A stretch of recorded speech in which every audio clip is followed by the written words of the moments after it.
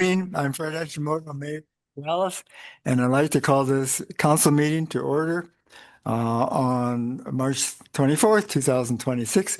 Please turn your cells off or on silent and stand and repeat after me the Pledge of Allegiance.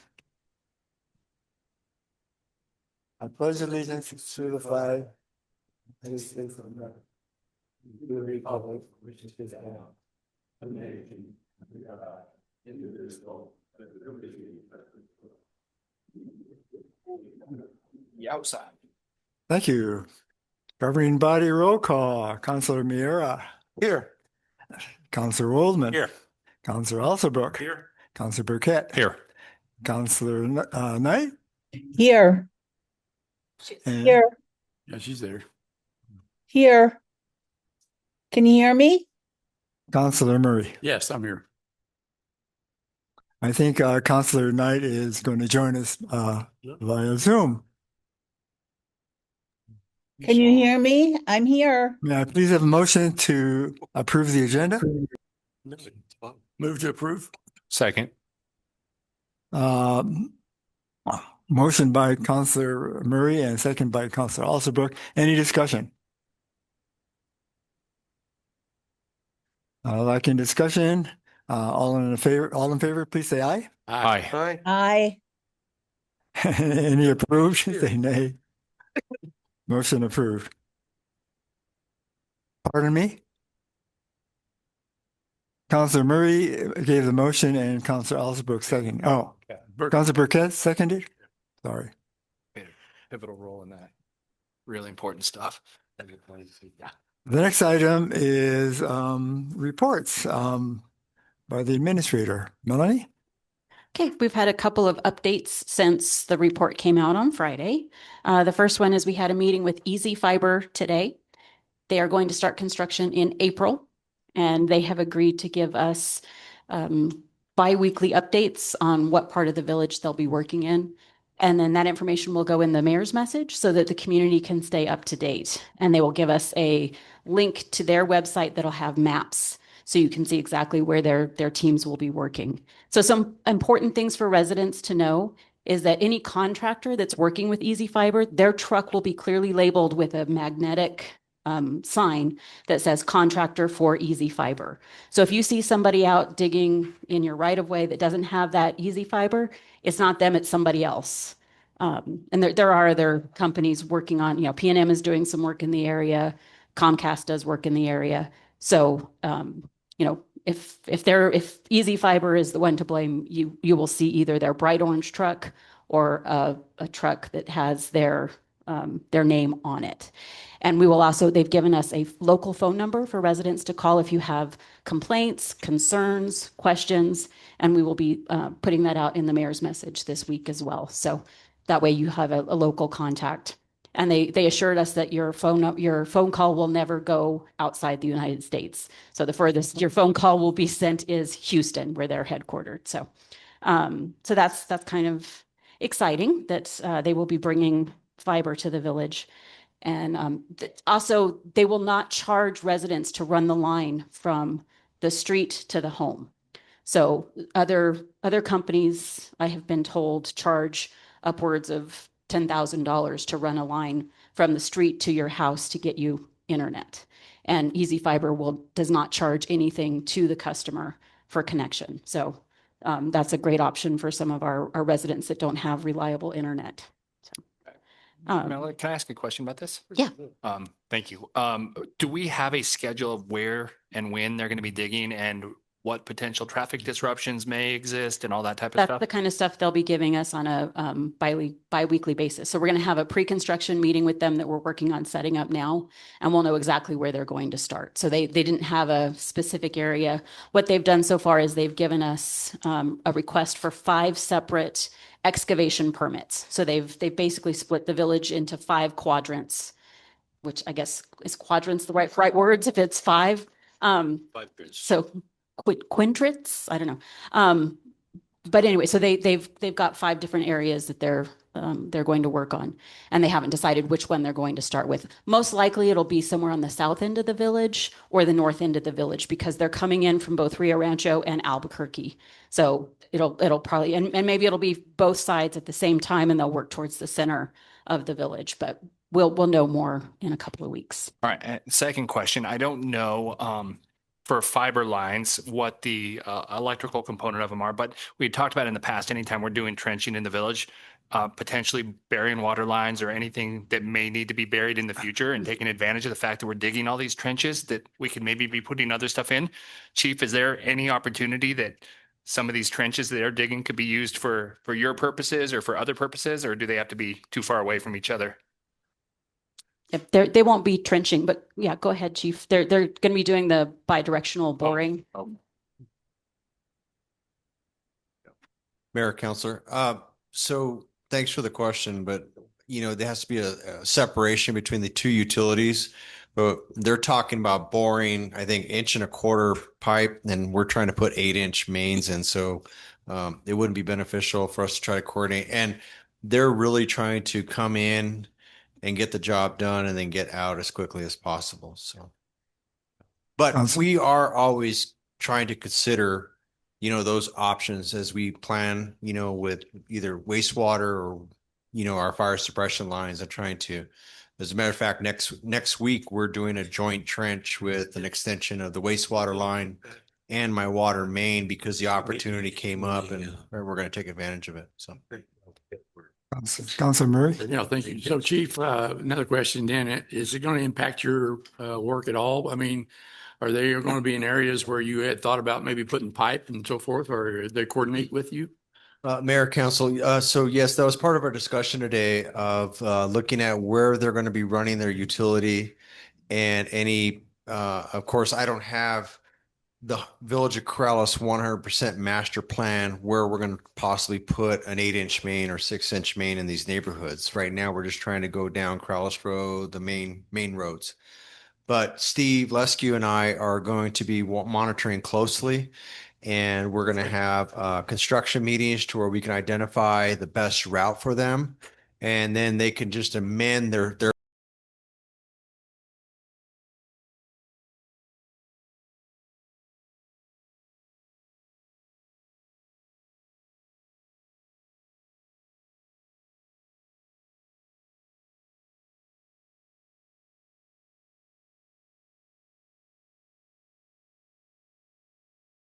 Actually, they're planning to burrow like 6 feet under. Yeah. So it's not a very shallow line. They're going 6 feet under, which is well under what our current lines are, and it's a rather aggressive program. They like to do this in like 4 months or so, and this is most of or almost all the roads in Corrales. So. So, I mean, like in some of our bar ditches where maybe 2 or 3 feet below the road line, they'll be 6 feet under that. Okay. Mayor, Council. So, of hearing of other experiences in other jurisdictions and stuff, and our concern, with staff has been, our response and all the different utilities. I know firsthand, just trying to run water lines, there's been some conflicting information. We've personally our contractors hit underground utilities that haven't been identified because they're on no one's maps. And so that was a concern with Easy Fiber, and we stressed that, and we respectfully asked them to go 6 feet, and we're hoping that real estate at 6 feet will, avoid some of these older gas lines, culverts, things like that.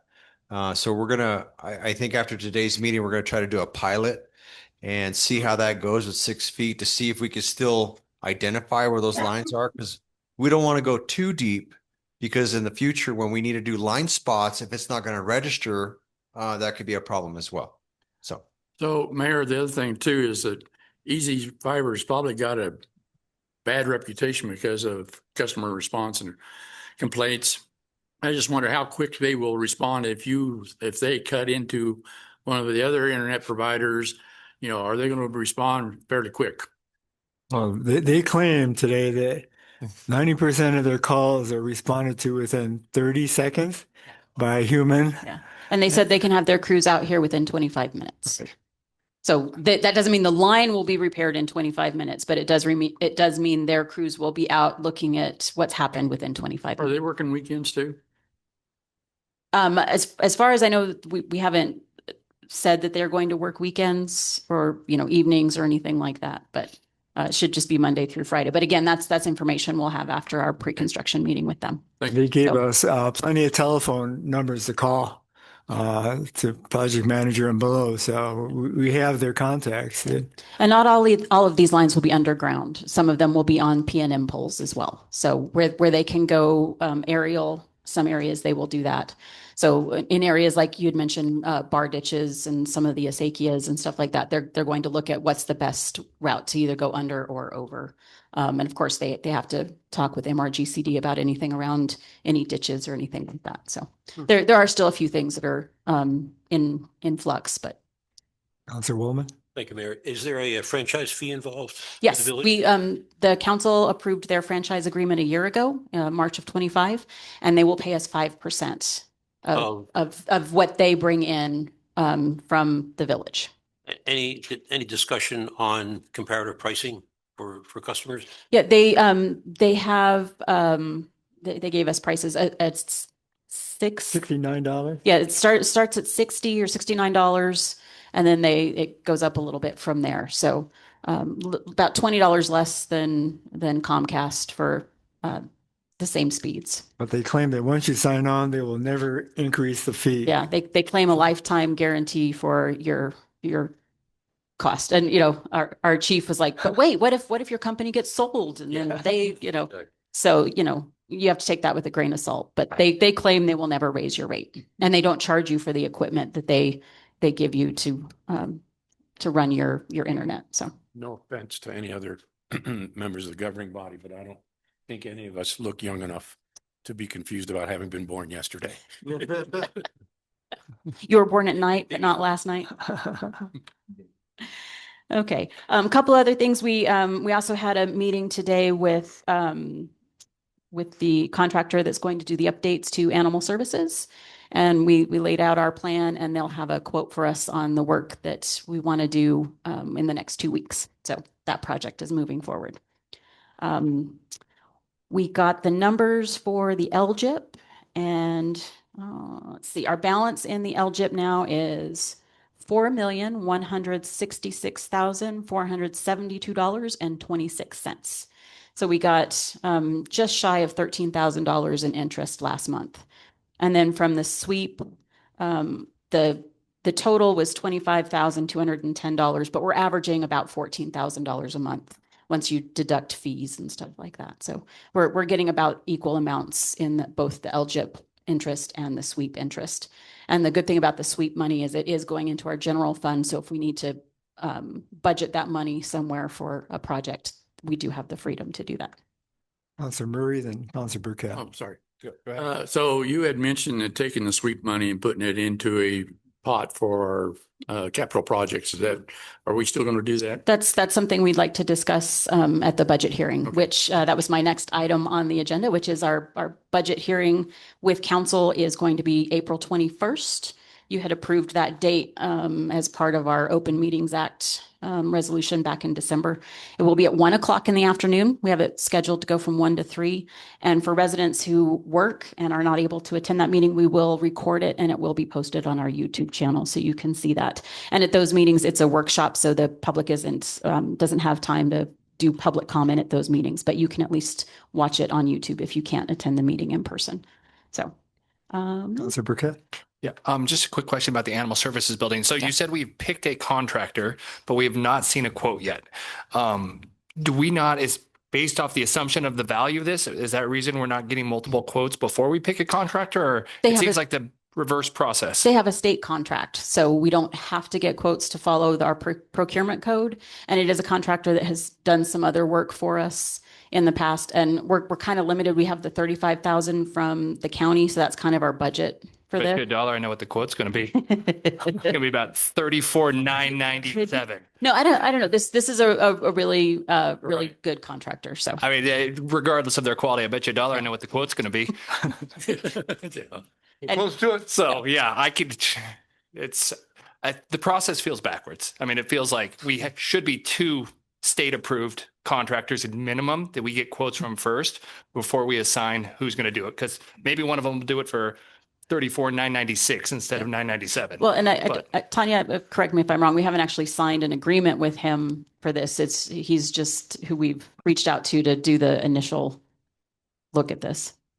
Mayor, Council, Administrator Romero, you're correct.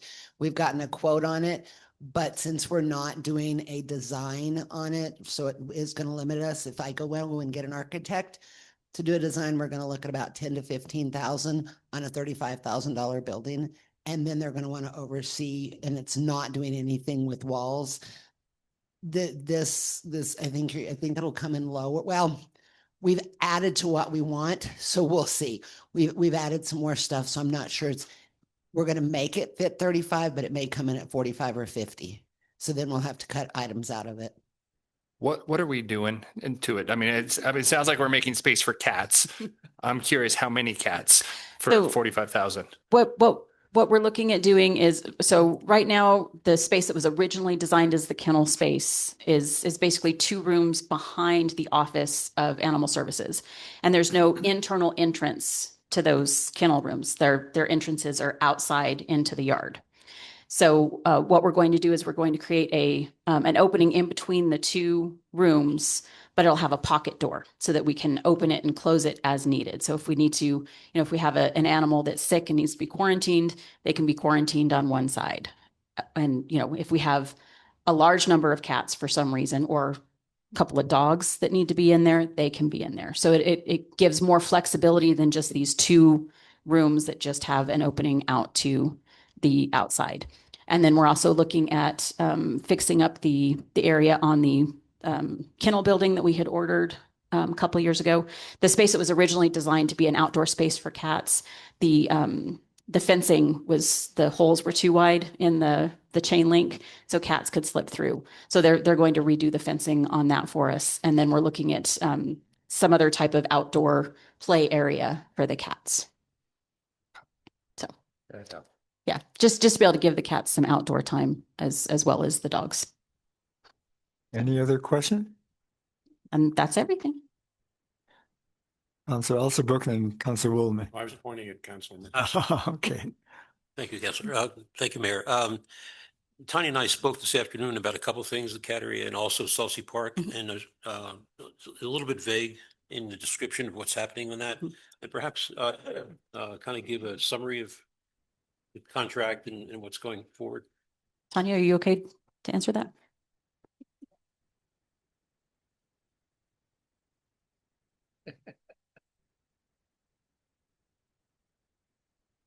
Thank you, Mayor, Councilors, Administrator Romero. National Park Service is local rep, which is Environmental Department. NOV contacted us, Melanie, 2 weeks ago? 2 weeks ago, and came back and said, love the park plan. We thought it would go through. National Park says, no, you need this base drawing where you take the lot we own, which is a lot, and we sent up the plat and the drawing that was submitted by the team, and you need to drop that into one document. They sent us some examples of documents from Alamogordo, Clovis, maybe. They sent us 2. And it kind of looked like an engineer, but it also looked like something we could do. Part of it was a Google map where they shaded it, and part of it was an engineer dropping. But they gave us a deadline of April 31st if we want national parks to fund us. Otherwise, the funding goes away and we don't get the park. So it's under a $20,000 contract. I think it's under 10,000 to get an engineer to take the drawing and our approved plat and drop that in. So it has the pictures, but they assured us. I asked several times, and so did Administrator Romero, this does not lock us in when we get our design contract, when we go to RFQ for a landscape engineer. And they said no. The things we're locked in on, of course, are putting the walking path after the design's done.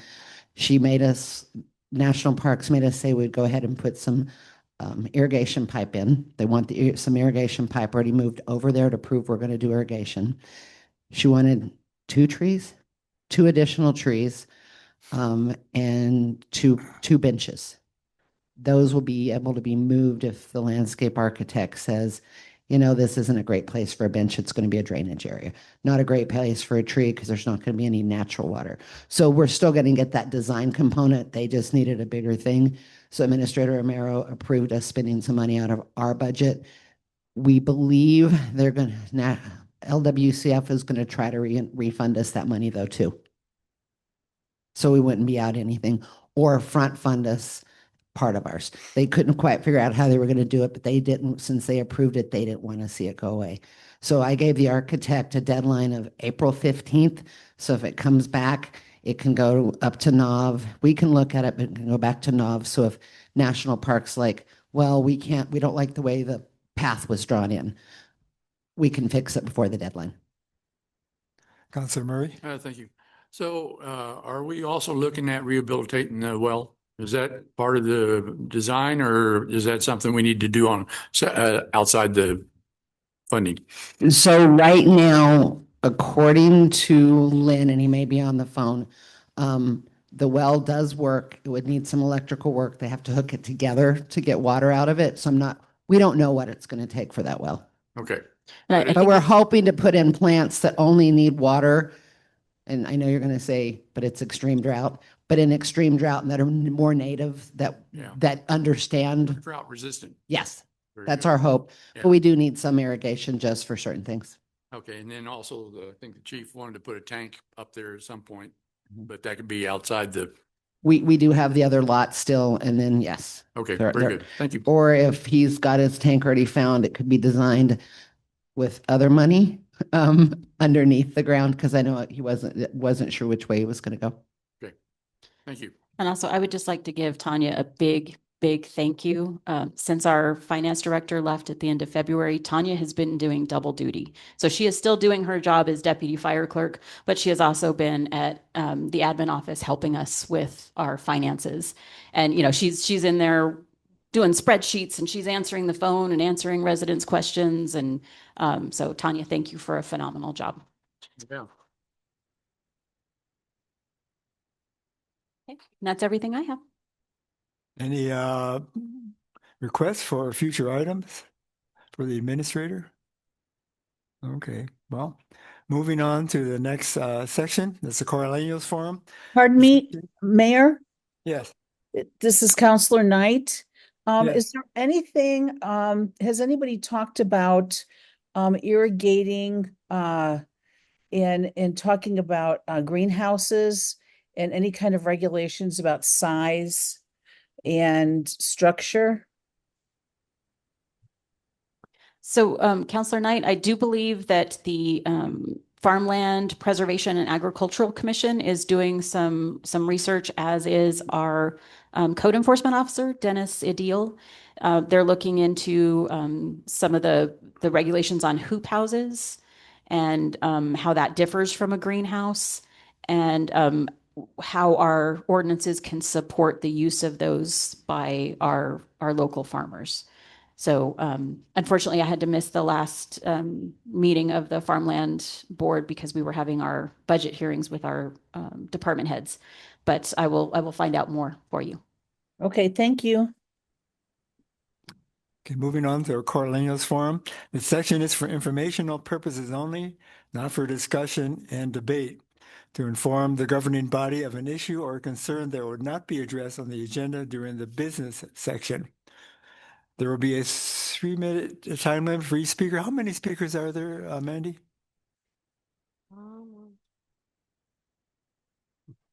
9 on the forum and 6 for the ordinance. Okay, so 3 minutes per speaker would be fine. First speaker, Mandy? Sheila Fox.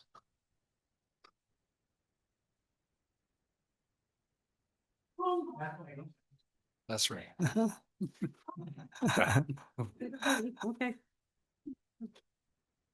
Do I wait for the clock to do its Can thing? you Actually, state your name and address for the record, please? Sheila Fox, 100 Cinco Milagros, Corrales. Thank you.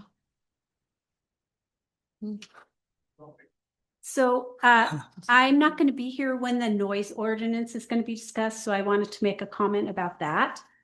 I brought a Tibetan bowl in regards to calming our nervous systems, which relates to noise ordinances. So please take a nice breath in and out and open your ears to this beautiful tone.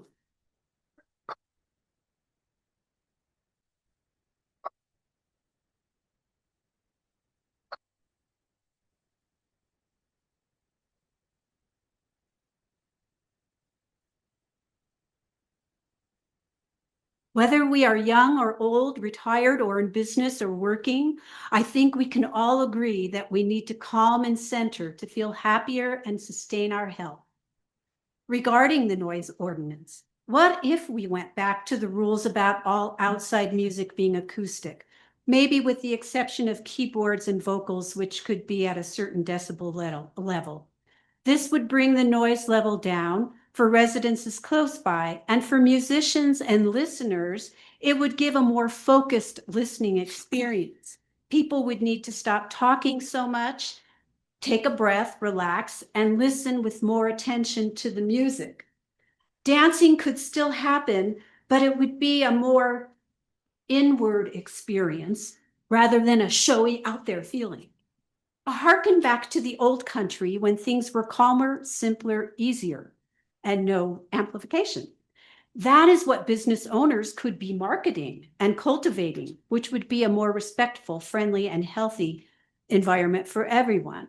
Promoting a cap on decibels and educating people on sustainable practices for their hearing and their nervous systems is an admirable, compassionate, and wise persona that Corrales could be proud of. This decibel level could be extended to include some tools as well, like gas-powered leaf blowers, which are one of the top causes of noise and air pollution in the country. They range from over 80 to 100 decibels, creating hearing loss and considerable nervous system disruption.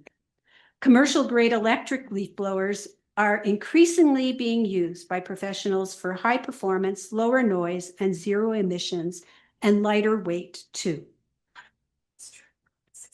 1 hour of gas-powered leaf blowers equals the carbon output of a new car traveling over 1,100 miles or 11 pounds of CO2, not to mention harmful pollutants like benzene and formaldehyde.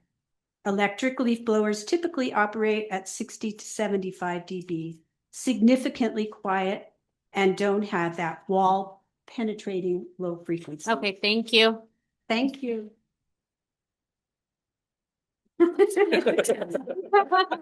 you, Sheila. Not soon.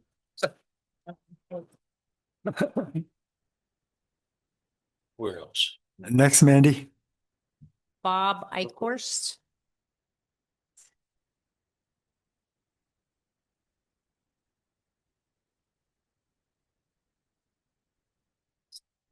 Bob Eichhorst, I live in Corrales. I got a short list. I would like to say the retaining wall, they put the cap blocks on, it looks great. I think it's narrow for bicycles right now, but that's what they get. There's not much room. It's a tight fit, but it looks great. On the audit, the first paragraph on page 20 has several mistakes that point out to the professionalism of the audit. It says all of you guys are elected at large and that we provide water services to the village, which we don't. It does have fire services, but it says we have water services we don't have. And then when it points out we got $13 million at risk, I wouldn't have a dime in the bank you guys use, but I can't use their name because I don't want to upset them. There are methods to make sure all your money is insured. I read the report. It's very lengthy, very verbose. You can, if you can't baffle them with brilliance, you baffle them with BS. I think there's an awful lot of that in there. It looks complicated. Using a contractor to work on the animal control unit without having a bid ahead of time. If it's the same contractor that did some of your other stuff without permits, I don't know if I would use that contractor. They're a design build unit. They make a ton of money and they don't necessarily have permits for the work they're doing. And that has bit the village before, and it'll bite them again because you need a good contractor, not necessarily one that the state says use this one. Contracts can be bought. I do really question the number of coyote incidents that were on the administrator's report. Several coyotes hit on the road, coyotes in quite a few places. If you drive this village like I drive this village, the coyotes are taking over the village. I am not a bleeding heart. I've told you before, I'm not very damn progressive. We don't have a place for this many coyotes that we have. Why do we have so many coyotes? Because we don't do anything to control them. They go right down the road, down the middle, because they know nobody's going to do anything to them. I think we really need to look at the number of coyotes we have, come up with a number, and control them down to a low number. If they come into my backfield and mess with my cows, I'm going to mess with them. And that's legal. But there's coyotes everywhere. If 6 o'clock at night, you can hear them all over. Thank you. Thank you. Sam Behill. Say that again, Mandy. Sam Behill.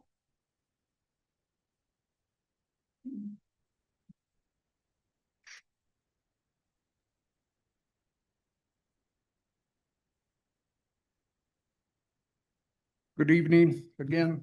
Thank you again for the opportunity to speak to you tonight. This is the third time that I've come before the council regarding concerns about blockage on Perea Road and the difficulties it creates. Mr. Vihil, can you speak into the microphone, please, so we could hear you? Okay. I'll just start over again, maybe. Okay.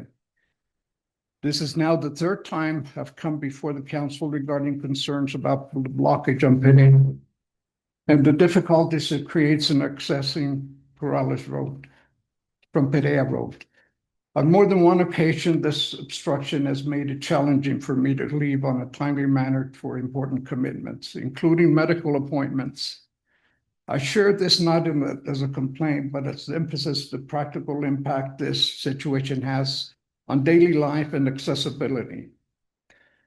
I also want to respectfully address the concern that was mentioned at the last meeting regarding my son, Raul. It was suggested that he behaved in a threatening and disrespectful way towards individuals associated with the Suki property. I would like to clarify for the record that this is not accurate. On the occasion in question, when the road was fully blocked, my son waited patiently several minutes to see if the situation could be solved. When it did not, he calmly walked over to the office and politely asked if someone would come out and assist in moving the vehicle so that we could pass and return home. At no point was he disrespectful, threatening. I felt this important to provide you with this clarification. I also like to express my appreciation to Mr. Miera for taking the time to meet with me and Raul and Tyler. The meeting was helpful and informative, and we are grateful for his willingness to guide us on how to potentially move towards improving Perea Road, including the possibility of paving the road in the future. In addition, I have a couple of questions regarding village ordinance. First, under section 1830, which addresses the general law of regulations, there is language indicating that portable restroom facilities are not permitted or are permitted only in conjunction with construction projects and are not intended for a permanent or semi-permanent use. I observed that a portable restroom in the Tsuki property appears to have been in place continuously for several years. Thank you. Thank you.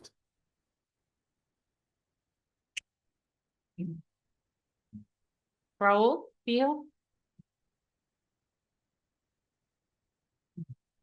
Mayor and councilors, I'd like to briefly correct the record regarding a statement that was made during March 10th during the meeting by a representative of Tasuka Stucco, Jordan Walls. During that meeting, allegations were made claiming that I had been aggressive, yelling, cussing, and driving in a hazardous manner near their property.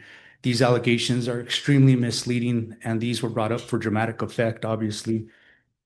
But these claims were made in a public meeting and were now part of an official record. And it's important that the record also reflect the truth. The statements made about me were reckless, inaccurate, and amount to a direct attack on my credibility and character. For several months, I've appeared before this council to raise documented safety concerns about the repeated obstruction of Perea Road by Tasuka Stucco vehicles, equipment, and employees. My focus has been the safety of the residents, families nearby, and elementary school children who rely on that roadway. I brought forward photographs showing that the road has been completely blocked, often while drivers are not even in their vehicles. In those situations, residents have no choice but to call out towards the yard and ask that a truck be moved so they can be cleared. That's the interaction they are referring to. When I spoke to them, it has simply been to ask that the vehicles be moved so residents can pass safely. That is not aggression. That is a resident asking that a public roadway remain open. It is well known, it's a well-known pattern that when someone can't easily dispute the facts or substance of what is being said, they often shift to attacking a person raising the issue. In this case, rather than addressing real documented safety concerns affecting the community, there's been an attempt to discredit me personally. But the personal attacks don't change the facts. The repeated obstruction I have been deeply disappointed. The repeated obstructions have been deeply disappointing and concerning for those of us that live there. My 83-year-old father relies on this road to access his home and medical appointments. I have every right to stand up for him and all the residents who depend on this roadway. Concern and disappointment should not be mischaracterized as aggression.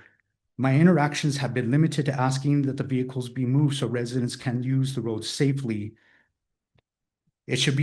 The road should remain open and unobstructed. Earlier this year, I thought that I had a productive conversation with Tasuka and thanked them for listening, but unfortunately the obstructions continue. So rather than addressing the safety concern for now, it seems that the blame has been shifted towards my credibility and me raising the issue, but the facts remain the same.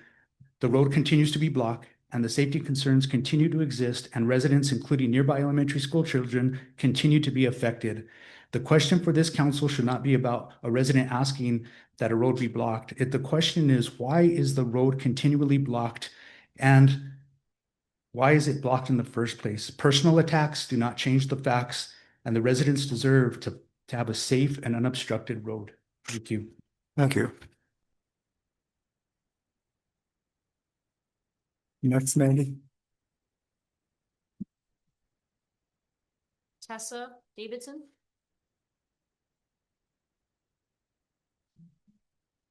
Good evening, Mayor and councilors. My name is Tessa Davidson. I've lived at 132 Perea Road for 25 years. I'm here tonight to respond to some of the comments made by the owners of Tasuki Stucco at the March 10th meeting. For context, I also emailed you background materials. For years, residents have raised consistent concerns about ongoing land use violations at Tasuki Stucco. These concerns have been shared with planning and zoning staff and council members.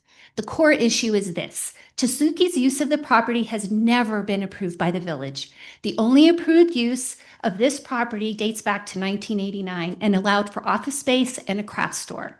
Just prior to Tasuki's ownership in 2014, the property was being used as an office and for dog grooming. What exists today is fundamentally different. What exists is a full-scale construction yard with trucks, trailers, material storage, and large dumpster for construction waste. None of these uses are permitted uses under Corrales' neighborhood commercial zone. And these impacts, these uses are being felt every day by the surrounding neighbors. Perea Road, a narrow dirt road, is being used by large commercial trucks to park, load, unload, and turn around in the roadway, sometimes blocking traffic and creating driving hazards. Every weekday morning, including this morning, several Tasuki trucks with trailers drive down Perea Road onto the ditch, back up, turn around, and drive back down the road, often at the same time children are walking and biking to school. In addition, Suzuki stores construction waste brought from projects located elsewhere into a large roll-off dumpster until it is picked up. In effect, this activity functions like a waste transfer station. The dumpster is frequently overfilled, and at times trash blows into neighboring properties. For example, my neighbor emailed you all today about her personal experience with a horse that died from swallowing a sheet of plastic that blew out of the dumpster into an adjoining residence. Suzuki also uses a permanent porta potty for its employee sanitary needs. As you heard, this is an ongoing violation of village ordinance. So I respectfully ask you, if these same exact activities were occurring on the frontage of Corrales Road for everyone to see and experience, would the village tolerate them? I don't think they would. I provided you the letter from P&Z Administrator Lori Stout dated June 28th of 2001. This letter was in response to a formal complaint made by the residents. In the letter, Ms. Stout repeatedly acknowledges that Suzuki has outgrown the property, that its owners admitted this, and that Suzuki would be moving to another location within the year. Further, Ms. Stout said that if the business didn't move, it would be required to submit a site development plan. That was 5 years ago. Suzuki's still there, and its violations continue. Accordingly, I respectfully ask council to take meaningful action and require administration to provide you with a written report as to what actions have been taken or not taken since 2021 to monitor this situation and recommendations for future action to bring this situation into compliance. Thank you.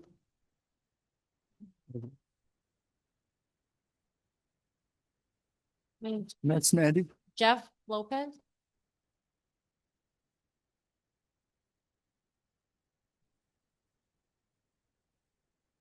Good evening, Mayor Hashimoto, village councilors. Can you please state your name and address for the record? My name is Jeff Lopez. I live at 132 Perea Road. I watched the Coraleños forum from the last village council meeting where the owners of Suzuki Stucco spoke about how their day-to-day operations provide no more obstruction and distraction than the restaurants like Hannah and Nate's and Village Pizza, while raising their concerns about the newly proposed parking ordinance within the neighborhood commercial zone along Corrales Road. There are key differences between Suzuki Stucco and these restaurants. From a property layout perspective, the restaurant properties have a designated vehicle entrance onto their property where customers enter from Corrales Road and have a designated exit either back onto Corrales Road, like Village Pizza, or a designated entry off of Corrales Road and a designated exit onto an adjacent street, like Hannah and Nate's.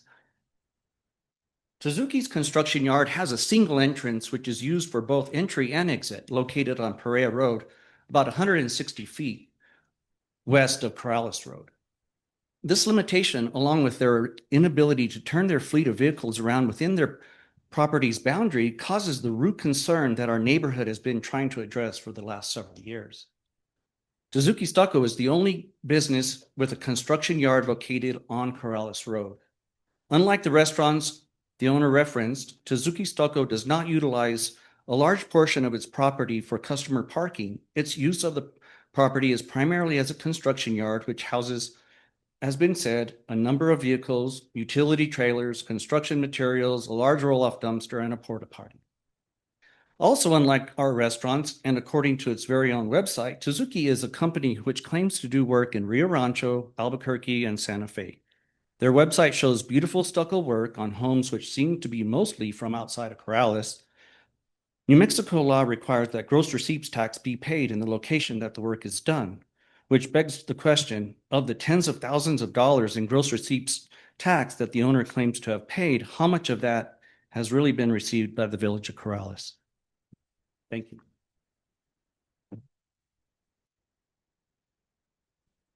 Next, Mandy. Carolyn Nguyen.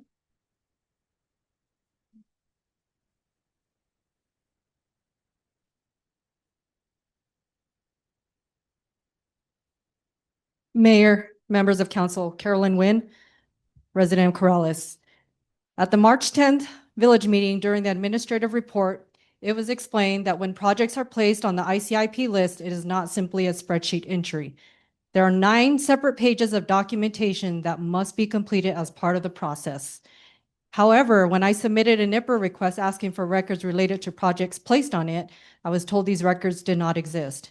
So if those documents are required, where are they? Second,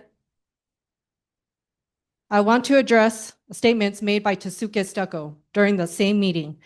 We heard that trucks may occupy Perea Road while maneuvering in and out of the yard for up to 30 minutes at a time.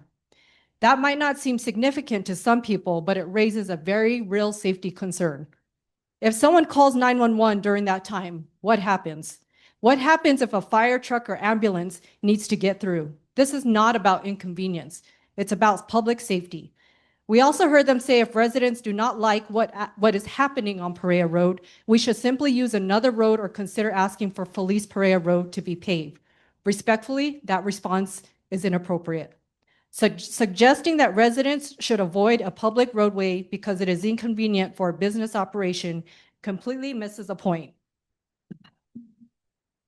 Residents have every right to travel on village roads and every right to come before this council during a public meeting to raise safety concerns about those roads. No business should be in a position to tell residents which public roads they should or should not use. I also want to address that claim that Tasuke Stucco was trying not to shift blame. However, that's exactly what occurred during the March 10th meeting. Instead of acknowledging the concern and working with employees to ensure trucks operate safely on a narrow road, the discussion shifted towards criticizing residents for raising those concerns. I also want to briefly address the accusations that were made about my husband, Raul Vigil. I was personally present during one of those interactions referenced, and the conversation at the time was respectful and productive. In fact, the employee apologized and indicated they would remind their employees to be mindful of residents using Perea Road. Because of that conversation, we believe the issue would improve. Unfortunately, it has not. I'm also a business owner here in Corrales. I pay gross receipt taxes just like other businesses do. But paying gross receipt taxes does not grant any business special authority over public roads or over residents who raise legitimate safety concerns. Let me be very clear. I will not back down from speaking the facts when it comes to the safety of residents and families who use that road. This is not about a dispute between a business and residents. It is about whether public roads in Corrales remain safe and accessible for the people who live here. Thank you. Next, Mandy. Teresa Lopez.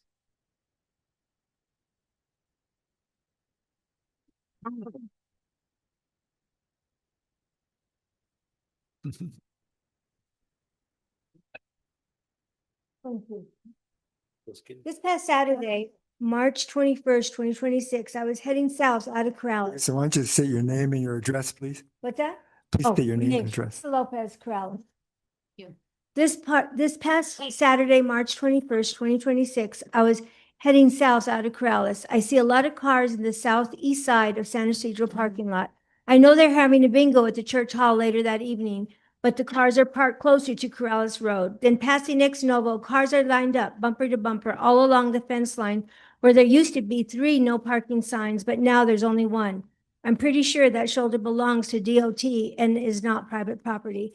I get down to the Sandia Bar where there are 3 cars on Corrales Road east wall of the Sandia Bar, right in front of no parking, loading and unloading only. There's sometimes many more than 3 cars and or motorcycles all along there also. There were quite a few cars down the south side of West Ella. I know the parking ordinance is finally getting worked on. Today, just out of curiosity, I went to Bernalillo Police Department to ask about parking signs, rules, and tickets. I posted a question to an officer. If I parked in front of or by a no parking sign that I obviously could see, would he be able to give me a ticket? He answered yes, if it was owned by DOT. It seems to me the shoulder along the fence line in front of Ex Novo and also in front of Sandia Bar belongs to DOT. As I'm still talking to the Bernalillo police officer, a Rio Rancho officer called me. As I said bye to one, I asked the Rio Rancho officer the same question, and I got the same answer. Yes, they can give you a ticket. They both suggested I ask the Corrales police chief why he's not giving tickets to people that aren't following the rules. I asked if it would be like giving speeding tickets for going too fast. He said, yes, it's what it would be like for the safety concerns. I'm glad the parking ordinance stuff is finally coming around. Mayor Hashimoto wants to uphold the village ordinances with transparency, and I think it's a great thing. I think the police chief needs to enforce the parking rules or let the community know why the cars are allowed to park on DOT's roadway in front of the no parking signs in a couple of Corrales businesses. Thank you. Thank you. Next, Mandy. Patrick McClernand. Can you please state your name and address for the record? Yes, Patrick McClernand, Box 2012 Corrales. Good evening, Mayor, councilors. The administrator's report revealed 2 planning projects in process. The first revealed that a regional firm had been selected for work on Salsi Park grant. If this is a simple service request to provide a drawing to supplement the grant, I have no issues, provided that it represents the Salsi Park Committee concepts. The firm may be well qualified, but my concern is the process of selecting a professional needs a clear format. It may be too early to discuss even the selection of a professional for this particular project. But there should be a path defined for selection of architects and landscape architects and planners. Also included in the report is design work for a $35,000 improvement to animal services facility, and indicated they were working with a contractor. This is a minor project itself, but it reveals a process that should not be repeated. The village should be working with a design professional, the missing link in the original animal services project. I know these 2 examples are really minor to try to compare them to a process, but it's really the question behind them, the concept of a process. I'd like to address the things that we really haven't confronted before, and that's our current approach to planning professional services is not producing results. 2 years ago, $60,000 was budgeted for architectural services. It went unused, and it's still available in the current budget. Budgeting money is not the same as delivering results. When we look at outcomes, the pattern is clear. The municipal parking lot improvements project started at $650,000, rose to $850,000, and then escalated to $2.3 million. 6 years later, it's still not underway. Nothing's been done. The animal services facility required an additional $41,000 and a 90-day delay because when the building arrived, it did not meet New Mexico codes. It was avoidable had the village employed a professional before committing to the process. The interior drain project secured $150,000, spent nearly all of it, and today we have no implementable solution and no clear path forward. We're spending money without getting to outcomes, and that's the pattern we have to break. Before we proceed, we need a process that matches the skill set required for the project with a professional who has the time and the enthusiasm to provide solutions. Thank you. Thank you. That's it for the forum. The next discussion is for resolution 2615, the no parking ordinance. So it's everything. Yeah, that's Corleone's forum is complete then. That's fine. Okay, the next item on the agenda is the councilors forum. This section is for informational purposes only, not for discussion and debate to inform the governing body of an issue or concern that will not be addressed on the agenda during the business session. Any councilor wants to start off? Councilor Murray. Thank you, Mayor. I've got about 3 things I want to talk about. At the last meeting, Bob Iforst brought up a good point up on Upper Meadowlark. And I think if we've still got money left over from the construction up there, maybe we ought to take a look at the center islands about maybe rehabilitating those, take the dirt out, maybe landscape them such that any drain water is now going to go down through the pipe and not outside on the roads. So maybe we can use some of the leftover funds for that. If it's enclosed landscape it, so we don't have weeds and doesn't look, doesn't look too bad. So it's just something that I think we ought to take a look at. Also, in reference to the Perea Road, I would suggest that we have Lori take a look and see if there is a site development plan that was ever submitted and approved by planning and zoning for that lot. And if not, then we need to send code enforcement out and maybe do whatever is necessary. Either tell them that they have to submit a site development plan and go through the P&Z process. Because this is going on way too long, and we need to make sure that we've got our I's and T's, our T's crossed and our I's dotted and all that good stuff. So let's let Lori go back and do the research, and let's find out what the status is of that particular lot. Also, the Metropolitan Transportation Board met this month, and we did a couple, three things. One, there's what they call the Traffic Improvement Program.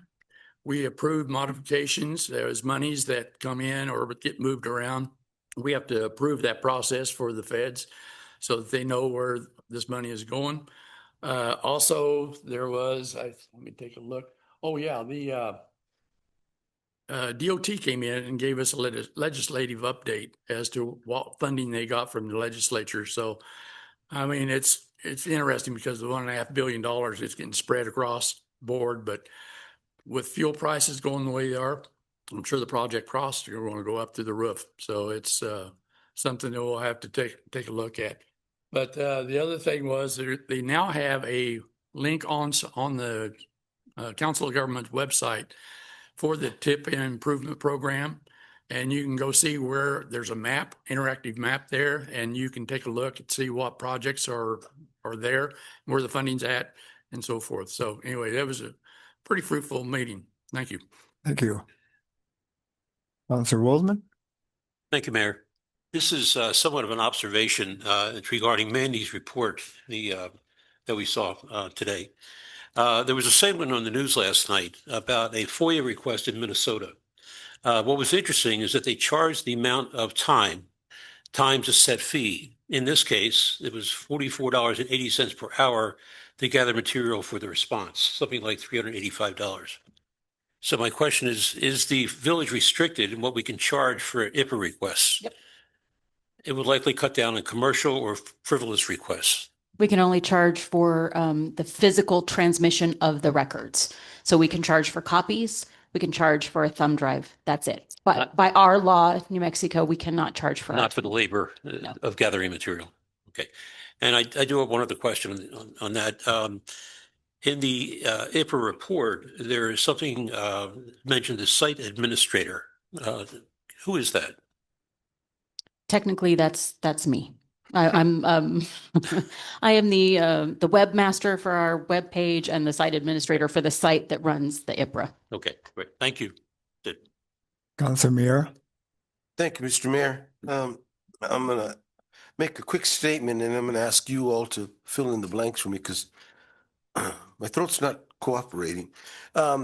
We've been normally having some meetings with the DOT, as we've all discussed here. They've been very, very productive. The last couple of times we've had some meetings that have been canceled and so forth, but we still have a plan.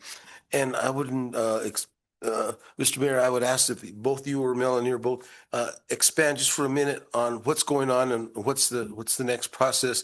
And especially as I had sent you a quick email on it, we don't want to lose hope on the stuff that we already started, like the chopping of the trees and stuff that down. Things are taking time, but we are moving. If you could expand on that a little bit, I would appreciate that. Would you like me to? Yeah, I think we're working. There's the meetings have been canceled for whatever reasons. And there is another meeting coming up, and you're certainly welcome to attend. They've talked about some Corrales Road studies that are being done, and some interventions might be some stop signs. But I think they're doing, the studies are ongoing, and hopefully they'll tell us more about, because I think they were to begin in January. Well, they were at our last meeting, they were still negotiating the contract for those studies to be done. So we were hoping to have an update at our March 18th meeting, but then the DOT had a conflict. And so we've rescheduled for April. And I think ongoing discussions are about crosswalks, lighted crosswalks, and speeding on Corrales Road. So those discussions, I just been to one meeting and I thought it was interactive and constructive. And I think we have another meeting coming up in a couple of weeks. And they did have their arborist go out and take a look at those trees.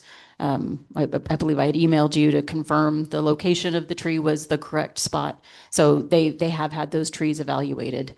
So my guess is that the next step is to get that contract in place to get those removed. Well, thank you, and I appreciate the time that you've given the people that are listening. Is that some worries come up, myself included. The secretary is lost. We lost him, and someone else is going to be coming along. But that didn't mean that everything else came to a grinding halt. So we will continue, and we will be having to change secretaries anyway. But we have a commitment to continue the work that needs to be done. If there's something that we're missing, feel free to give me a call. But we're keeping our eyes on this one. I'd like to thank you. You know, I think you were instrumental in making this relationship work. And I haven't been to previous ones prior to this year, but I've been told the engineering group is a lot more receptive than they had been in past years. And so that's And we're now having bi-monthly meetings, and before it was quarterly. So we're meeting more frequently, even with the cancellation. So, you know, when we would have a cancellation before, it was 6 months in between meetings instead of just a couple of weeks. So, yeah. Thank you. Councilor Burkett and then Councilor Waldman. Thank you, Mayor. So just two general concepts that have come up over this meeting that I've complained about with some frequency, but state procurement code is, I understand, designed to make things more streamlined and make things more balanced. It feels like a farce. I mean, it feels like we're overpaying for everything. It feels like it's a justification for not getting competitive bids.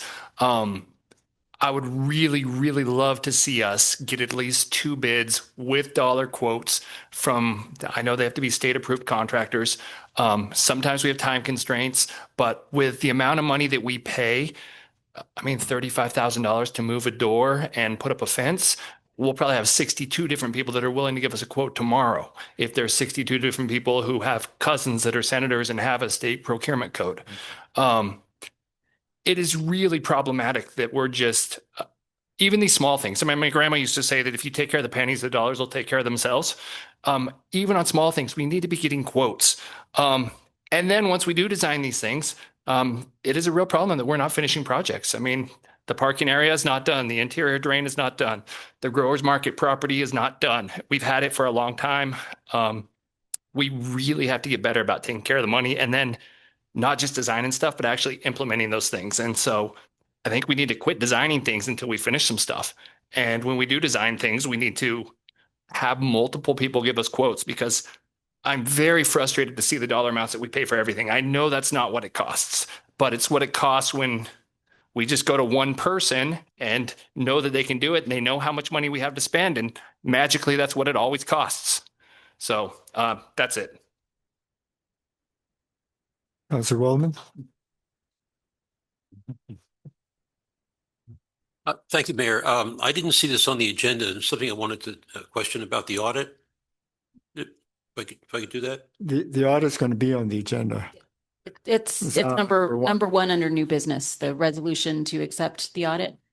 And our auditor, Josh Trujillo, is here. So yeah, you can do it then. Okay.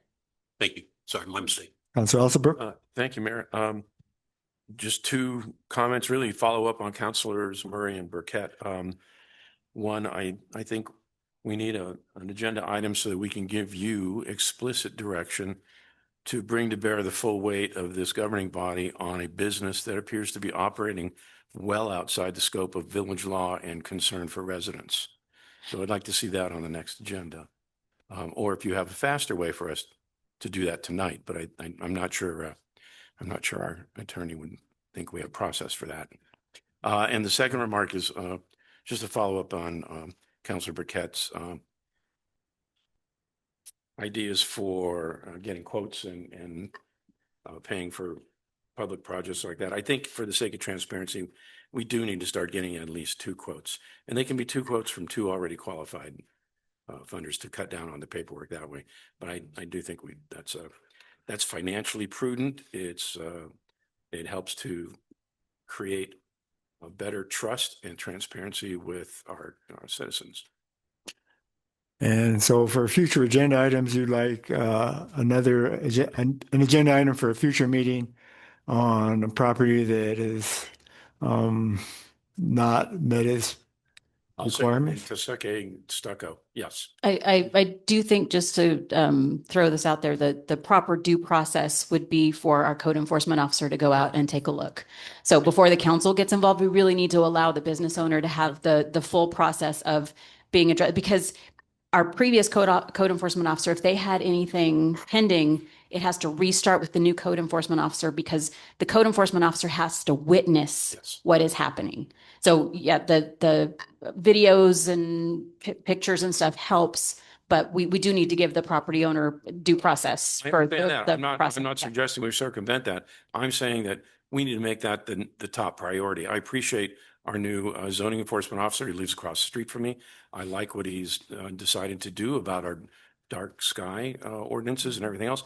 But I think this should take priority over just about anything else. This needs to get reviews, and any legal processes that need to start need to happen sooner, not later. This has been going on way too long.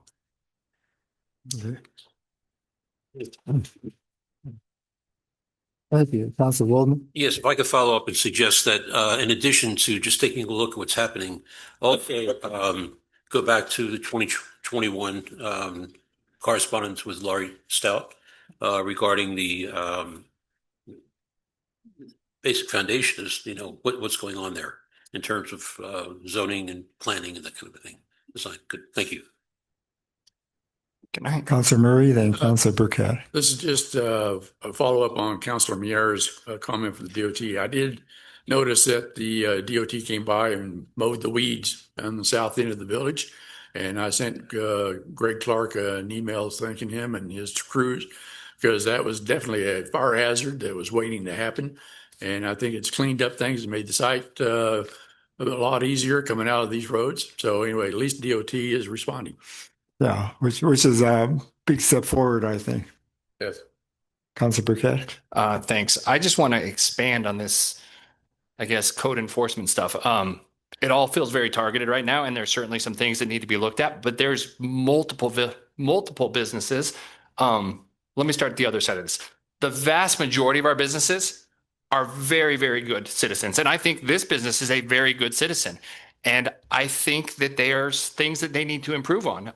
But in all fairness, if our code enforcement people have not gone out there and said X, Y, and Z, I mean, the neighbors have, certainly. And as a response to that, the code enforcement should go and should give them very clear A, B, C needs to happen and when it needs to happen, and give them the opportunity to either dispute that or fix it.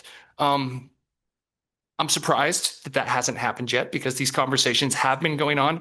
Okay, well, but I also want to make sure that it's not, we have one business that we're pointing at saying, hey, this is a problem, because there's other businesses that have other things that they need to do as well that can make them better members of the society. And I think the vast majority are really good. Everybody contributes very positively to the village. They need to be given the opportunity to know what they're doing that's not in compliance and to fix it. And so we have to make sure that it doesn't turn into some sort of witch hunt or people with pitchforks and torches, that we're not delivering on what we're supposed to be doing. This is our job as a village to make sure that this doesn't happen and that they know what needs to get fixed. And my hunch is that they're going to fix it. I mean, they're here. They sat here, listened to a bunch of people say unpleasant things about their business. If they weren't invested in trying to make it better, they would be somewhere else. So they at least want to hear what you have to say. Hopefully they want to do whatever current code says they need to do. And we will all be happy because of it. Yeah, I think we didn't have our code enforcement officer for at least 6 months. So there was a hiatus there. And the code enforcement officer has really been fairly diligent. And I know one business has been talked about here, but there are numerous businesses that he has looked into and site development plans are pending where they weren't pending before. There's a case going to court that was slid by before. So he is really, I think, really helped to advance getting site development plans followed, making sure enforcement happens. And as you know, he's a real straightforward person. He's a superb addition to, I think, planning and zoning. So, and he keeps a record and file when we notify them. So And this is something new. Yeah, and the last conversation I had with him about Tesuque Stucco, he was doing some research, trying to look at, what the previous code enforcement had on file, what P and Z had on file. So we'll gather that information and kind of like what Councilor Burkett said, we don't want to turn our code enforcement officer into somebody that's just targeting businesses. But he needs to be looking at if there are things that need to be improved for sure. Right, Council Osborne, we probably ought to move on because we have other agenda items. Drag this out too much farther. I do understand that we have to take a generally holistic approach so that our enforcement efforts are distributed properly across our entire set of business owners. Right. Having said that, it's I think it's required for us to set priorities. We can't timeshare our enforcement officer to do 30 things across his limited 40 hours a week. Nothing will get done ever. So we absolutely have to prioritize. And I think it's completely legitimate to focus on one business for whom we've had comments and feedback from the residents continuously for months. No, actually, he's focused on several.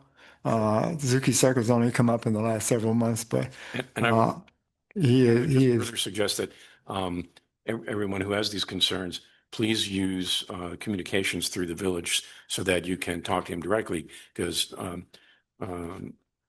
Melanie's observation that the zoning enforcement officer has to witness these things is correct. So if they're blocking the road with their truck and not moving it, call him up and see if he can get there and witness it himself with a stopwatch.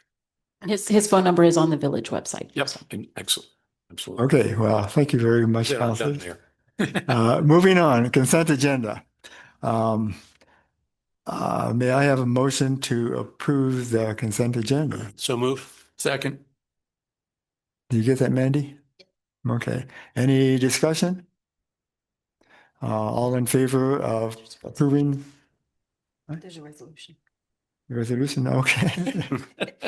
It's a resolution. Roll call. Councilor Meara? Yes, sir. Councilor Woldman? Aye. Councilor Alsaberg? Aye. Councilor Burkett? Aye. Councilor Murray? Aye. Councilor Knight? Aye. Thank you. New business. Number one, consideration, action, and approval of Resolution 2614, acceptance and approval of the FY 2025 agenda. We have an auditor here, right? Yes.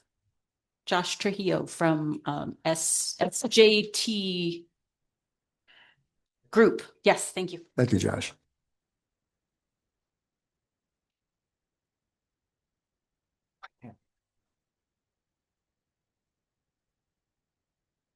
Right in. Please do.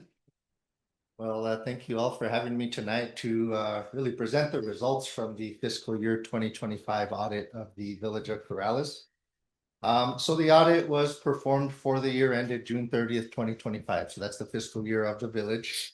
And the deadline to have the audit completed and submitted to the Office of the State Auditor is December 15th every year. So the audit was completed and submitted to the Office of the State Auditor by that deadline. Now, from that date through about the early part of March, the State Auditor's Office was reviewing the report, and they finally gave their approval of the report in the second week of March. After that's been released, we are allowed, or it is made public, and that's why we are here today to present the results of the audit in this public meeting. Now, our responsibility as auditors of the village really breaks down into three separate areas or three separate phases of the audit. Now, the first phase is really to audit the financial statements themselves of the village. Now, we audit the village kind of as one single entity, and we issue an opinion on the village as a whole. And then we also audit the village at the individual major fund level. So there are certain funds of the village that are considered to be major funds. And usually that determination is made purely on the activity in that fund or the size of the fund. So we audit the village both, overall as one entity, but then we also audit those major funds individually also. Now, our opinion is issued on whether we feel the financial statements of the village at those levels are materially correct. Now, we did issue an unmodified or a clean opinion on the financial statements of the village at those levels. Now, that doesn't mean that there were no findings as part of the audit. It doesn't mean that there were no adjustments made as part of the audit. It simply means that at the conclusion of the audit, we feel that the village's financial statements at those levels I described are materially correct. Now, the second phase of the audit really looks at the internal controls of the village and really the internal controls over financial reporting. Now we look at both the design of the village's internal controls, which are spelled out mostly in its accounting policies. But then we also look at whether the significant controls in those policies are being implemented. Now we look at a lot of the key areas or key financial cycles at the village. And while we don't give an opinion on the village's internal controls, if we identify any material weaknesses or significant deficiencies in the village's internal controls, we would communicate those as part of the audit. Now, there was one material weakness reported as part of the audit. Now, the financial statements themselves are public information. If anybody wants to look at them, you can access them on the Office of the State Auditor website. But the finding related to financial close and reporting is reported as a material weakness. Now, that is shown toward the back of the report itself. And this is a finding that has been repeated for a number of years. And really the context behind that finding is that there were significant adjustments that were made to us to the financial statements of the village based on our audit testing. Now, there are different areas where adjustments were made. Probably the biggest areas were in the amounts that the village reports as being owed to it from grants and contracts. As well as amounts that have been received by the village but simply haven't been spent yet. And those are typically reported as unearned revenues or deferred revenues. There were other adjustments made to other areas, but those are really the biggest areas that were adjusted as part of the audit. And like I said, that's really the background behind that one finding reported related to internal controls over financial reporting.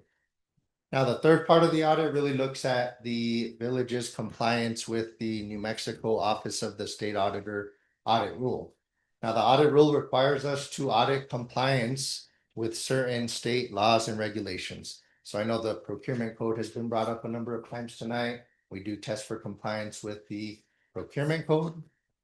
We also test for compliance with other acts or regulations, the Travel and Per Diem Act, budgetary compliance, para and RHC regulations, things like that. Those are all things that are dictated by the Office of the State Auditor that they require us to test as part of the audit. Now, we did have one finding related to compliance with this audit rule, and it relates to inventory certification. Now, every year the village is required to do a physical inventory of its capital assets. So basically items that are purchased in excess of $5,000 and maintained on the village's asset listing. During the year, only approximately 31% of the village's assets were actually physically observed in inventory. The law requires that 100% of your assets be physically inspected and observed every single year and reconciled to your asset list. So that's really the context behind that finding. The certification and the inventory was performed in the previous year. It just wasn't performed during fiscal year 2025. Like I said, that is an annual requirement.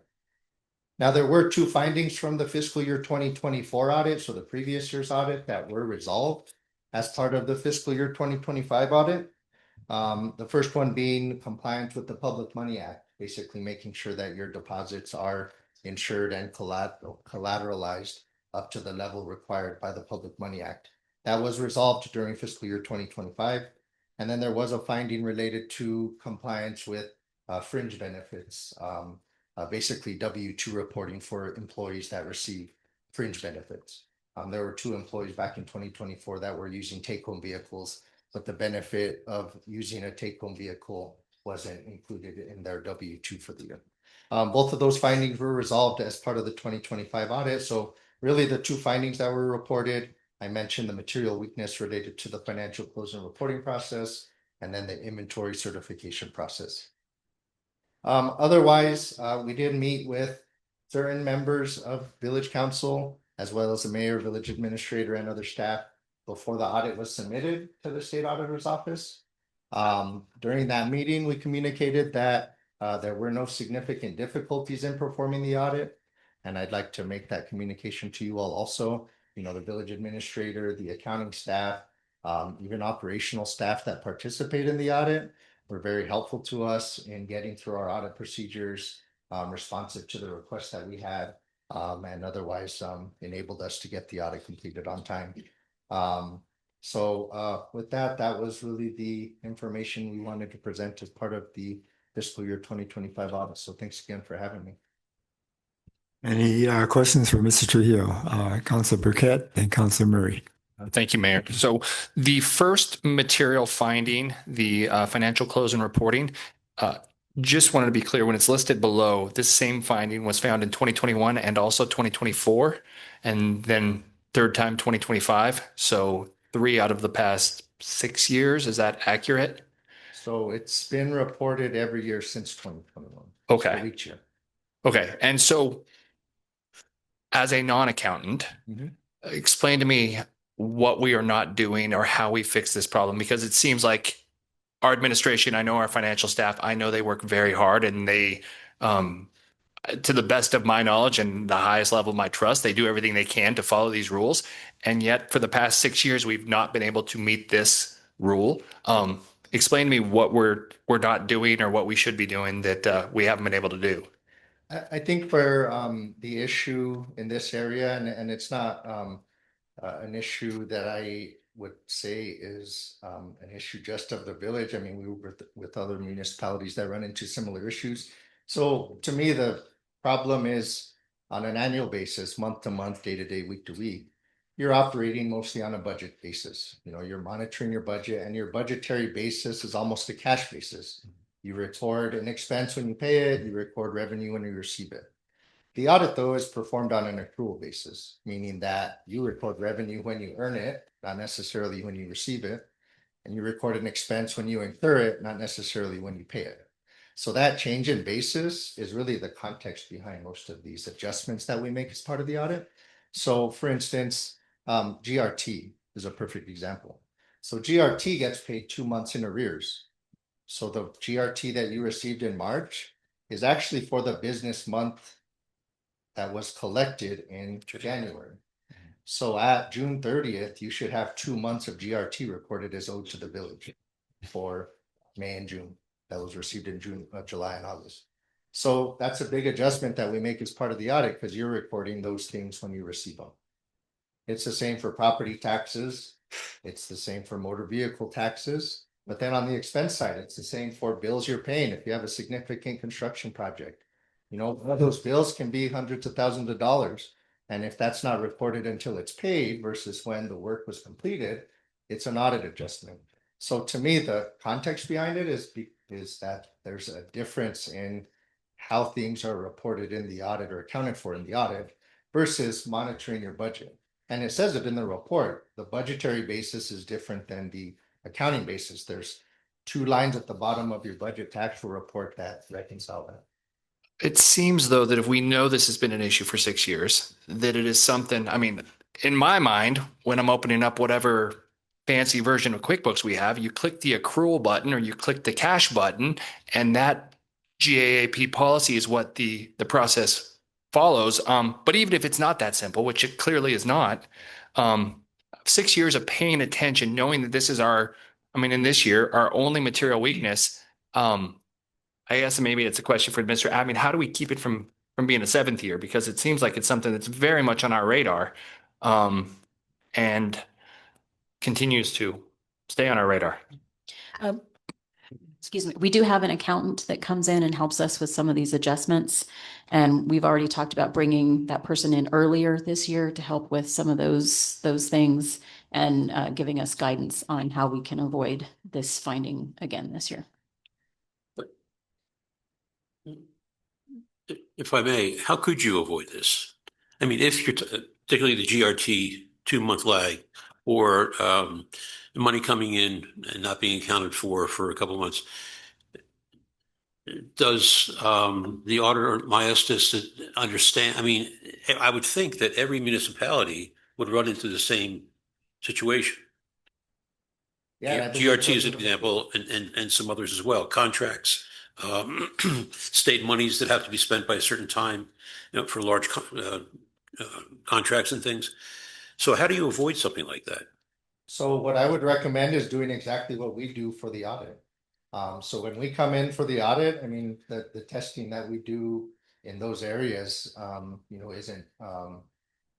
isn't something that the village couldn't do. So for instance, on the receivable side, what we do is we look at checks that came in after the end of the year for 60, 90 days after, and we test those items and we say, this check for GRT in July, what month does that relate to? If it relates to before, then you record it as an adjustment in your system and post all of those as of June 30th. You don't have to go back and figure out what exact month it was, but you want to be able to monitor your budget throughout the year on a budgetary basis. But what I would recommend is doing a lot of the same procedures we perform as part of the audit after the end of the year, and you make the adjustments to reconcile these on an accrual basis. Now, we haven't had adjustments on things that are reported on a cash basis, so your bank recs are being completed timely and accurately. Things that are done on a cash basis, we don't have any findings related to budgetary compliance. So those things are being done correctly. It's really those accrual basis adjustments that need to be corrected. So what I offered up to Tanya earlier too is I have shared in the past a closing checklist that would help you to focus on the area we've had adjustments in the past, and it would kind of tell you, here's how we would go about reconciling accounts receivable. Here's how we would go about reconciling payroll liabilities and accounts payable and some of these areas that we've had adjustments in the past. Councilor Knight has a comment question for you. Yeah, thank you, Mayor. I was at a audit meeting, I think it was last year, and we had talked about the inventory problems. And at that point, one person was in charge of doing the inventory, and I suggested maybe that department heads need to do it. And I thought that was going to be put into place. So whatever happened with that? Councilor Knight, that has been implemented for this year. We've already sent out the inventory lists to all the department heads. So you'll see that reflected in the audit that will be for this fiscal year. But yeah, we couldn't go in and fix it for the past audit because that fiscal year was already done. But that has been implemented for this year going forward. Okay, so then that is it 31% you mentioned should be 100% then this year. It should be, yes. Okay, thank you. Councilor Murray. Thank you, Mayor. So to follow up on the what you just said, do we need to set up procedures in place then? Is that what you're talking about? Is it policy or a procedure of how to reconcile these differences so that we don't have this issue at the end of the year? Well, the policies do speak to compliance with GAAP, and really that's what this is. Your budgetary basis isn't GAAP. GAAP is an accrual basis. So your policies do speak to the fact that you have to have an audit every year and that the financials have to be reconciled in accrual in accordance with GAAP. So I think if you wanted to expand on it, I would expand more on the procedural stuff. I think the policies are there. Okay. But to develop procedures, maybe specific by area, could be helpful. So when you start an audit, when do you start? Well, so we start when the records are available to be audited. So really we start in October usually, and that enables you to go through and gather the information we've requested for the audit, and it enables you to record year-end adjustments that you've identified. So if we were to look at September, to get for the end of June, we would be in good shape then? Oh, Okay, so let me ask you another set of questions. So there was some talk about the pension liability for para, and apparently the state is underfunded on a lot of the pensions. And is that a legislative issue that we need to address? We need to get our senators and representatives involved in, because it looks like the pensions were severely underfunded. Yeah. Yes. Likely is. And so every entity that participates in both para and RHC have to record their share of that liability. And then, at the state level, if you compare that future funded benefit to what's currently being paid in. Yeah. So another side question is that village uses a single bank for our, to do our business with. Is that a significant risk to the village? I mean, there is a comment I think on page 31 that talks about risks. And just wondering is by the fact that we only use a single bank, it has a significant risk to the village in terms of our funding or, the insurance and so forth. I don't think necessarily, as long as you have those funds insured and collateralized. You work with a larger financial institution, so the likelihood of that institution going belly up, I don't know what that is, but still having those insured and collateralized, helps to lessen that risk. I don't think it presents any risk unless they're not necessarily meeting the needs of the village. Okay. Otherwise, Should the village have a formal investment policy? I guess the answer that I would say to that is it depends if you want to invest outside of LGIP. Well, I mean, I think the report said it's pretty conservative. Obviously, LGIP is pretty conservative because it's a state fund, and of course, we're not out there, doing Bitcoin and all that good stuff. Right. But I mean, the point is, I mean, does the village need a formal investment policy of some kind? I think it would be helpful. Now, again, you have to comply with certain state regulations additionally if you did that. But yeah, it would probably be helpful at least to see the options outside of LGIP that you could invest in. So another question I have, you talked about the wastewater fund being underfunded. And with the depreciation being what it is, that looks like about 8 to 9 years, we're going to need to replace the system. If we're not deriving sufficient funds from the wastewater, what is the risk to the village then? of not replacing the infrastructure. Well, or not providing sufficient funds to replace the system. It's going to cost, I don't know what it costs to replace the step, I mean, I guess the question is though, do we need to raise or get more connections onto the step system to make it where it is self-sufficient? Well, that's always the purpose of most enterprises like that, is to generate enough revenue to cover its operating costs. So yes, I mean, the expectation would be that fund would be self-sustaining and not require outside funding. It should be able to sustain itself with its operating revenues. Okay. And this is not a reflection on you, but the one thing I did notice, though, you did do the audit and then you did the findings. Is that an issue in terms of independence for the village, of having one entity do the audit and then another one to reflect on it, but you're doing them both? Is that an issue? To have one entity perform the audit and then communicate the findings? Yes. I don't know who else would communicate the. Well, I mean, from what I've read, it's not state law that requires it, but there's a lack of independence between the two. So if, say, I did the audit and then you did the findings, there would then be a disconnect between the two. So the Office of the State Auditor requires that the entity contracted to perform the audit be present at a public meeting of the entity to present the results of the audit and the findings. Okay. But I've never run into a independence issue where we're performing the audit and somebody else would present the findings.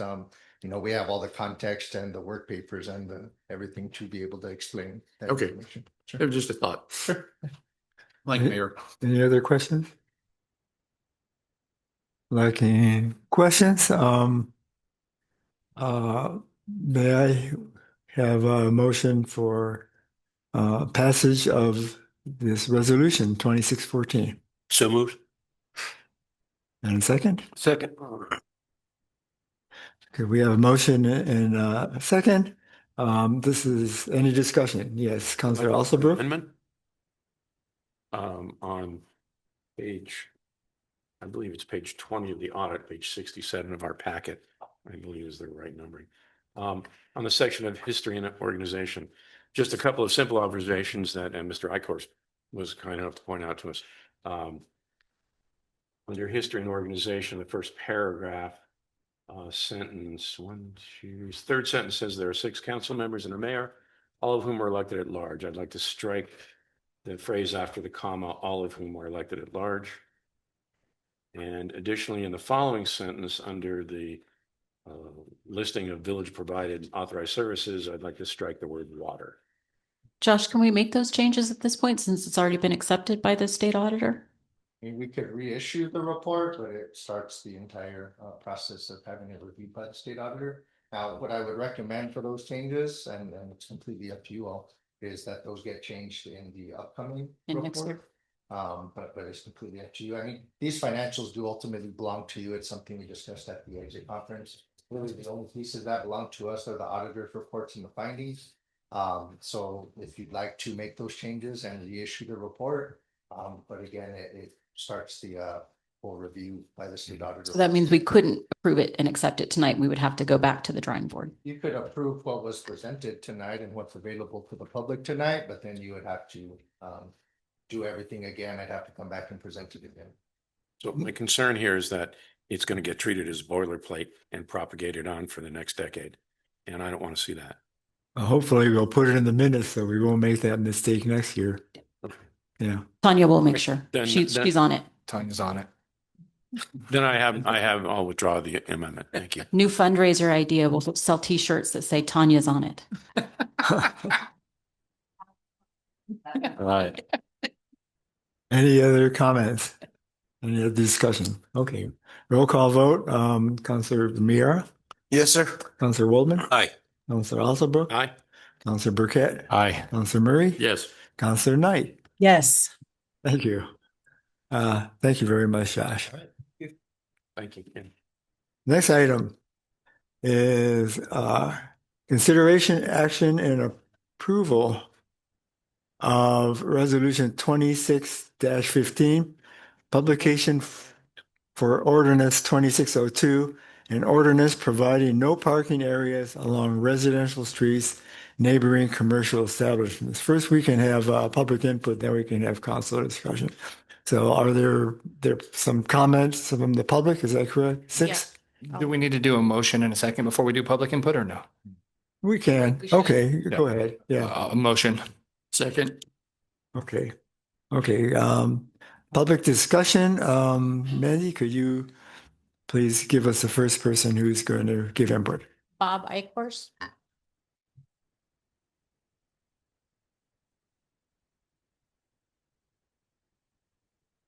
Okay, still Bob Eichler, still live in Corrales. On 2602, first page, so page 148.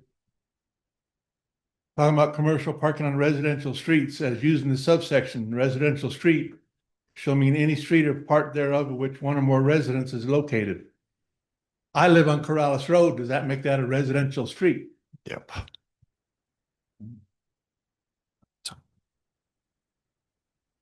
In the other ordinance, you talk about roads. This one talks about streets. Are they interchangeable? If they are, why are we going back and forth? Or if they're not, why are we going back and forth? And on the second page of 02, when any vehicle is parked along a street where no parking signs are posted, within what range? In Albuquerque, you put one to start and one to end your zone. This does not mention that. So if you put up one sign at the beginning of the street, does that mean you can't park all the way back to Loma Larga? This doesn't specify. And the other one, when any vehicle is parked along the street in violation of signs reading residential parking only. I think we just need some clarity. I think these are not well thought through, because if somebody as dumb as I can come up with a question, something's wrong with this. So, thank you. Can you have any comments? No, those were excellent comments. The definition of mayor, councilors, the definition of residential street was done in response to concerns raised by Councilor Burkett about residential areas where maybe just a few houses. And but I think Mr. Icorst's point about houses on clearly commercial roadways like Corrales Road is a good one. I think that's going to take a little more thought. I think the point about the specific area covered by the signs probably should be addressed. We don't want to have no parking sign every place where a car might park.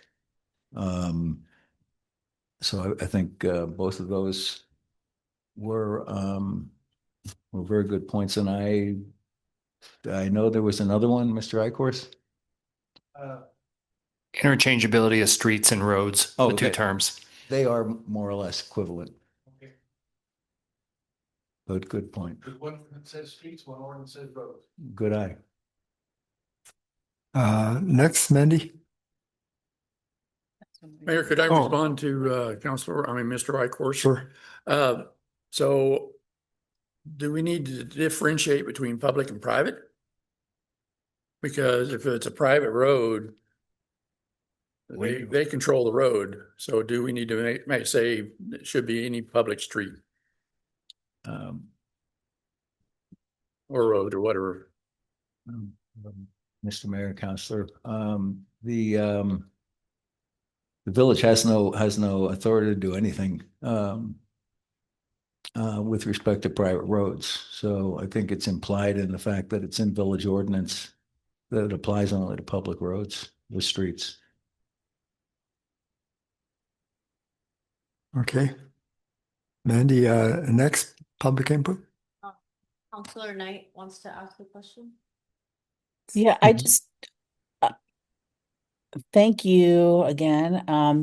I just want to reiterate what we talked about a little bit in previous meetings. And we talked about it tonight about completing projects.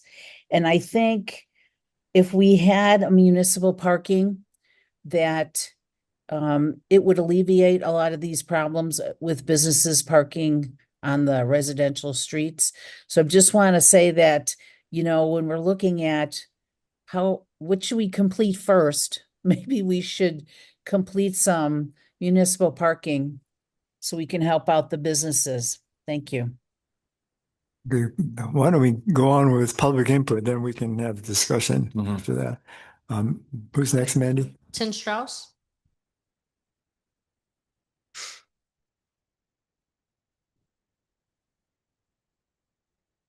This gentleman's point about parking signs is perfect. You moved here 20 years ago, the first thing that happened during the festival was they got parking. Why don't you state your name and address, please? Bill Strauss, I live at 1324 Camino Hermosa, because there was only one sign on the whole road where the library was. I'm concerned about the ordinance as presented. I don't know if it's true, but I believe it was about Sandia Bar. And I think the problem there was partly P&Z's issue. When they approved the expansion, they should have appreciated the number of people that were legally in that space. And there was not enough parking space there. Now it's hindsight. We should not act on hindsight. We have to act prospectively, not retrospectively. This is an issue also for other places like Hannah Nate's, where there are more people than there are parking spots. The same thing with the farm store. Those are very important places in our village, many of which are supported by our residents and others who come to galleries or to look around and visit a village that we invite people to with the signs on the outside at the boundaries. We have to keep in mind that, I'm sorry, I had strokes years ago and I had some language issues. Carpooling is not New Mexican habit. We all know that at the school. I think we have to limit parking on one side of the road so that cars can go in both directions. I also think that we need to have more handicap parking that the state permits. For example, Ex Novo has 2. It's a huge place.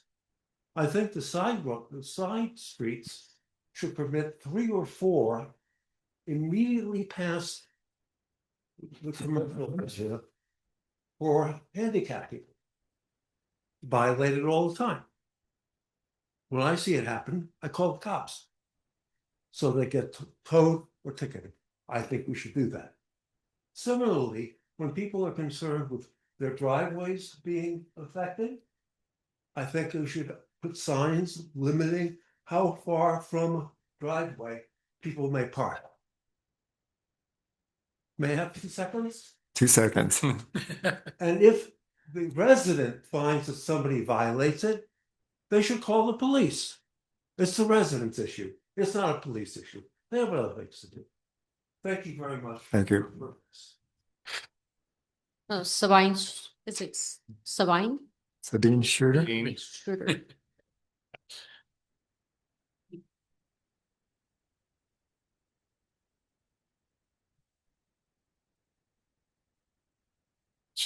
My name is Sabine Schroeder, Rincon Road.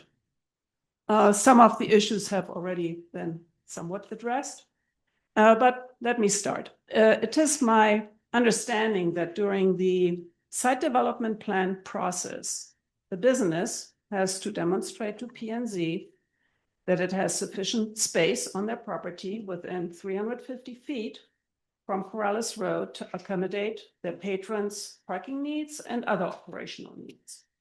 So P&Z is responsible to assess that properly and go from there. Now, my question is, why are there patrons of some Corrales businesses seeking out residential roads for their parking needs? Then we heard these problems about the problems with Tesuki Stucco. Why do some businesses conduct some of their usual operational business on roadways leading to residences, leading or resulting in a lot of problems for these residences? So I think the ordinance that has been proposed is a good step in the right direction to make affected neighborhoods safer and more peaceful again, and to allow villagers to go about their daily lives without undue congestion, obstruction, stress, altercations. I mean, we heard some pretty ugly incidents, and it's sad. It shouldn't be this way in our village. So I'm in favor of the ordinance with the caveats as presented by Mr. Eichhorst and also by Mr. Strauss. And I think it is important for the village that we have a certain measure of law and order. I am missing it sometimes. So I wish that we would go back there and that there would be better planning. I think this is very important. Sometimes we do have issues with it. They're doing a good job, they try, but there's sometimes a need of more knowledge, more education, more thinking about certain things. It's just an impression as a resident. I'm still very grateful for all your work. Thank you very much. Thank you. Next, Mindy. Mary? Oh.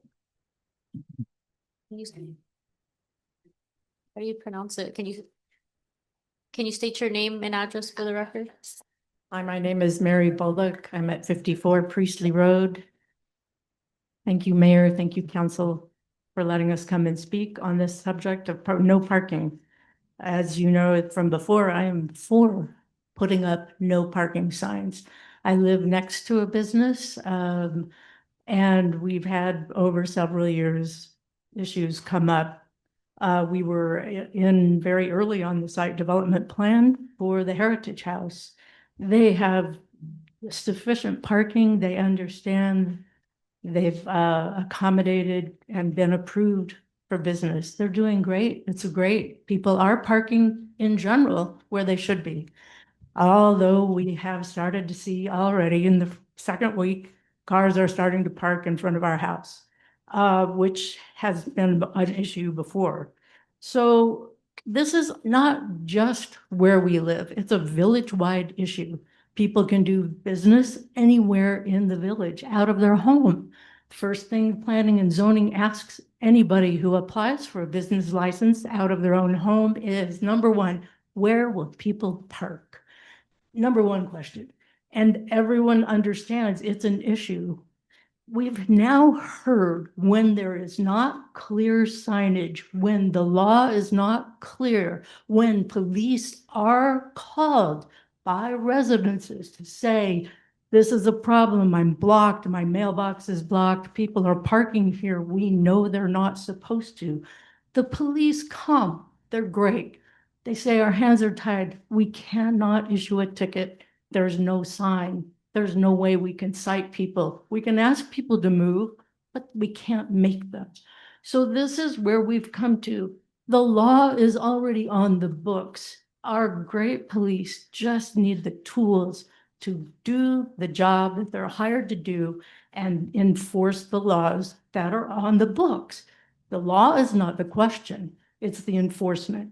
That's all we're asking for. It's clear. It helps residences not fight with businesses.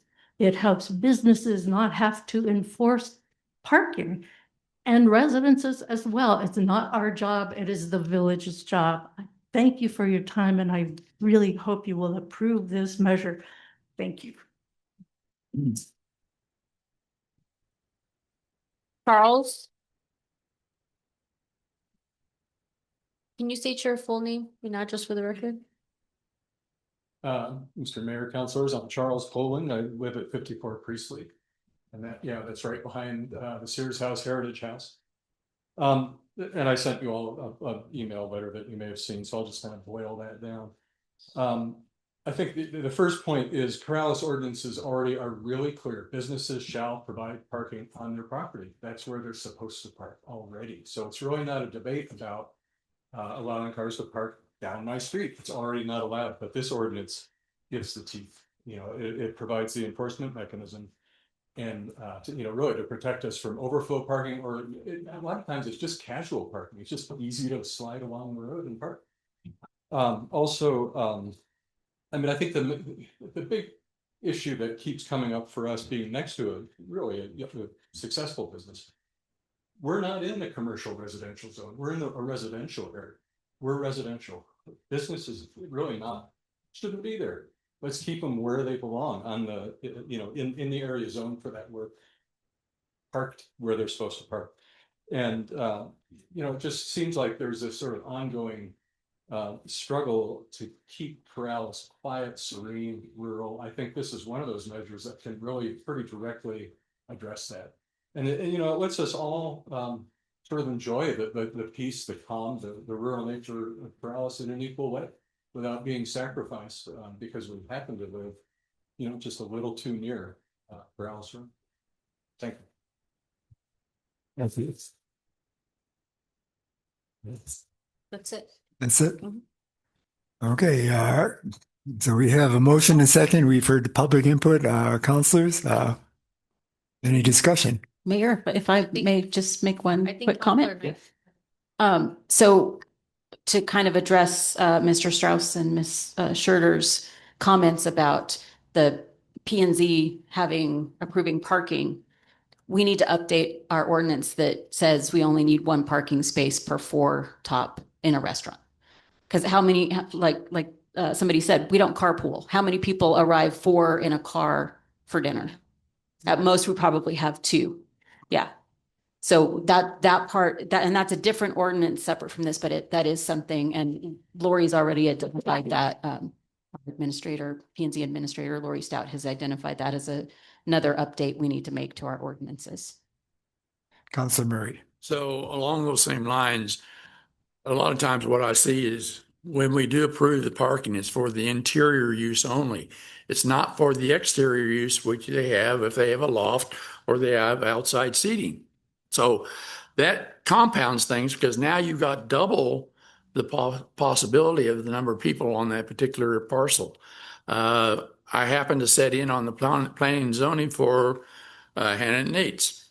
And yes, we understood at the time that parking was very limited. Right, well, I only got 15 minutes.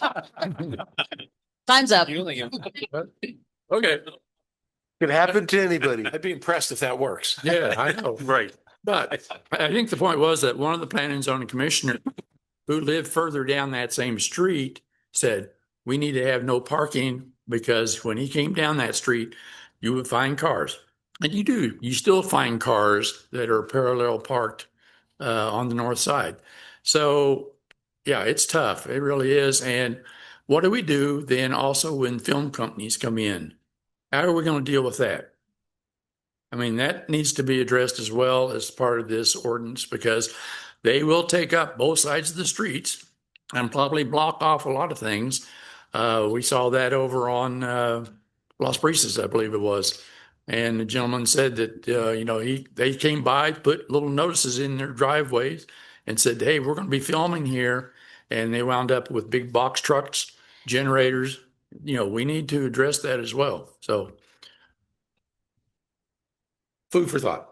Councilor Mira. Thank you, Mr. Mayor. My question is more about how's it going to work? I understand by reading here, we're going to have the residential parking, no parking, or residential parking only. And I think it may have been brought up by others as well.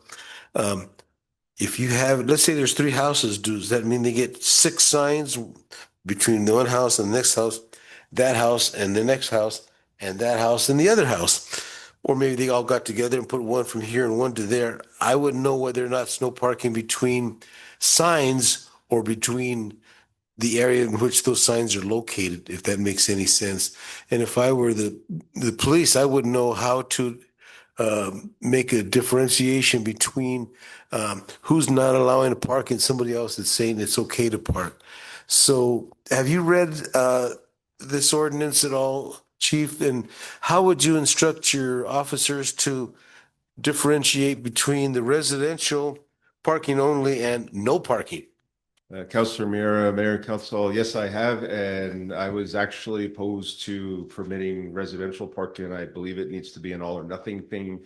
I don't believe that we could guess who's visiting a home and who's visiting a local business or restaurant. So if people are not wanting parking on their street, I think that applies to everybody, not just patrons of the businesses. Okay. And one more question, if I may, Mr. Mayor, on that issue, is that like no parking from sign to sign, or is it like no parking just right there? Councilor Mayor, Mayor Council, I personally would prefer that the sites are not that far apart, are clearly visible, and the cars are parked right basically underneath it.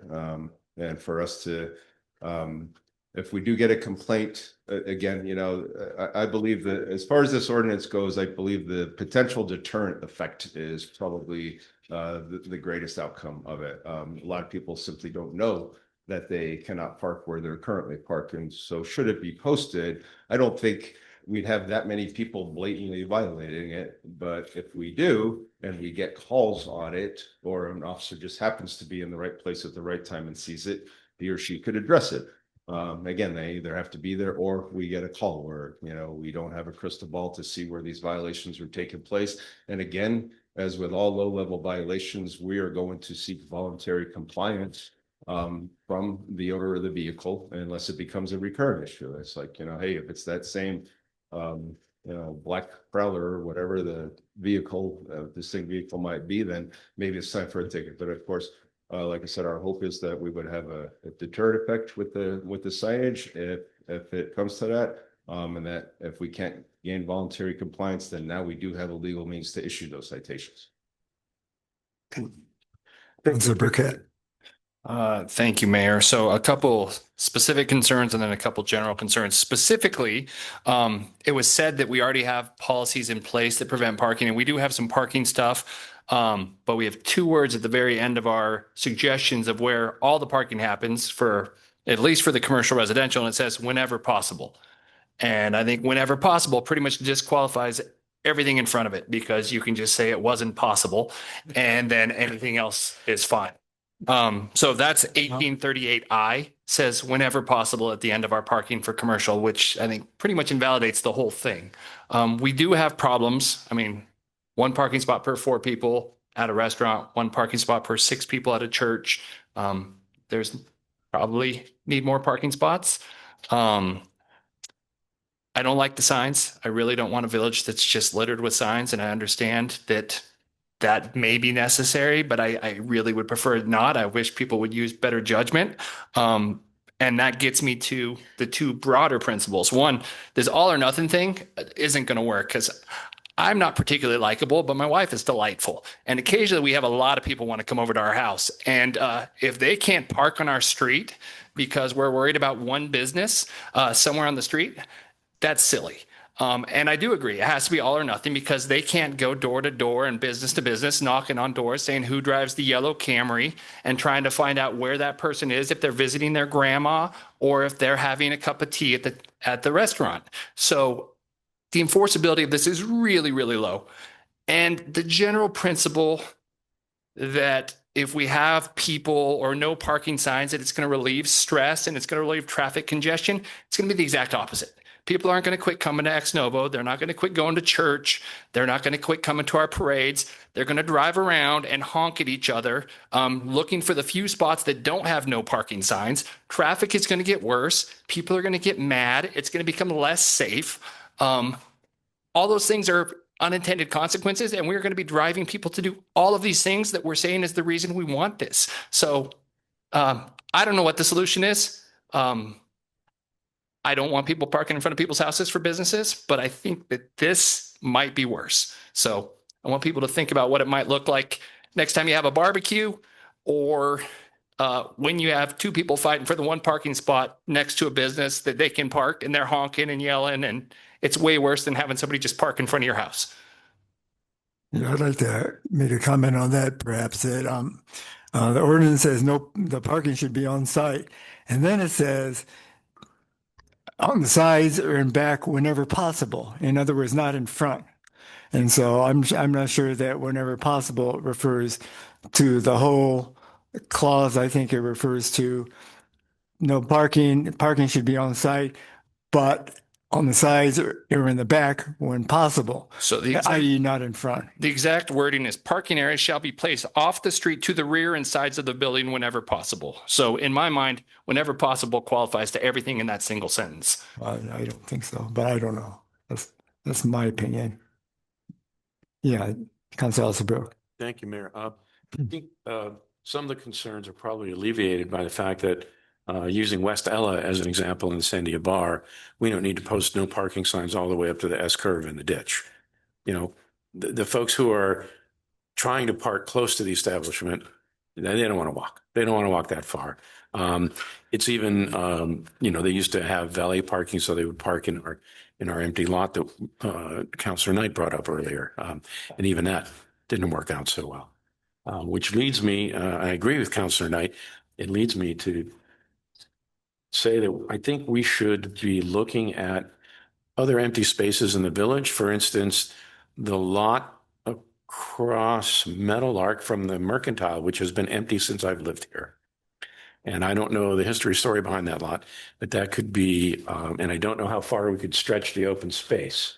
But if that is owned by the village as municipal and used as parking, and we then used something akin to a shuttle, a bus, something like the Rio Metro bus that when Phil Gasteyer was a counselor, he and I got free for the village, that the administration then just decided to not use for that purpose, and at least the fire guys found use for it.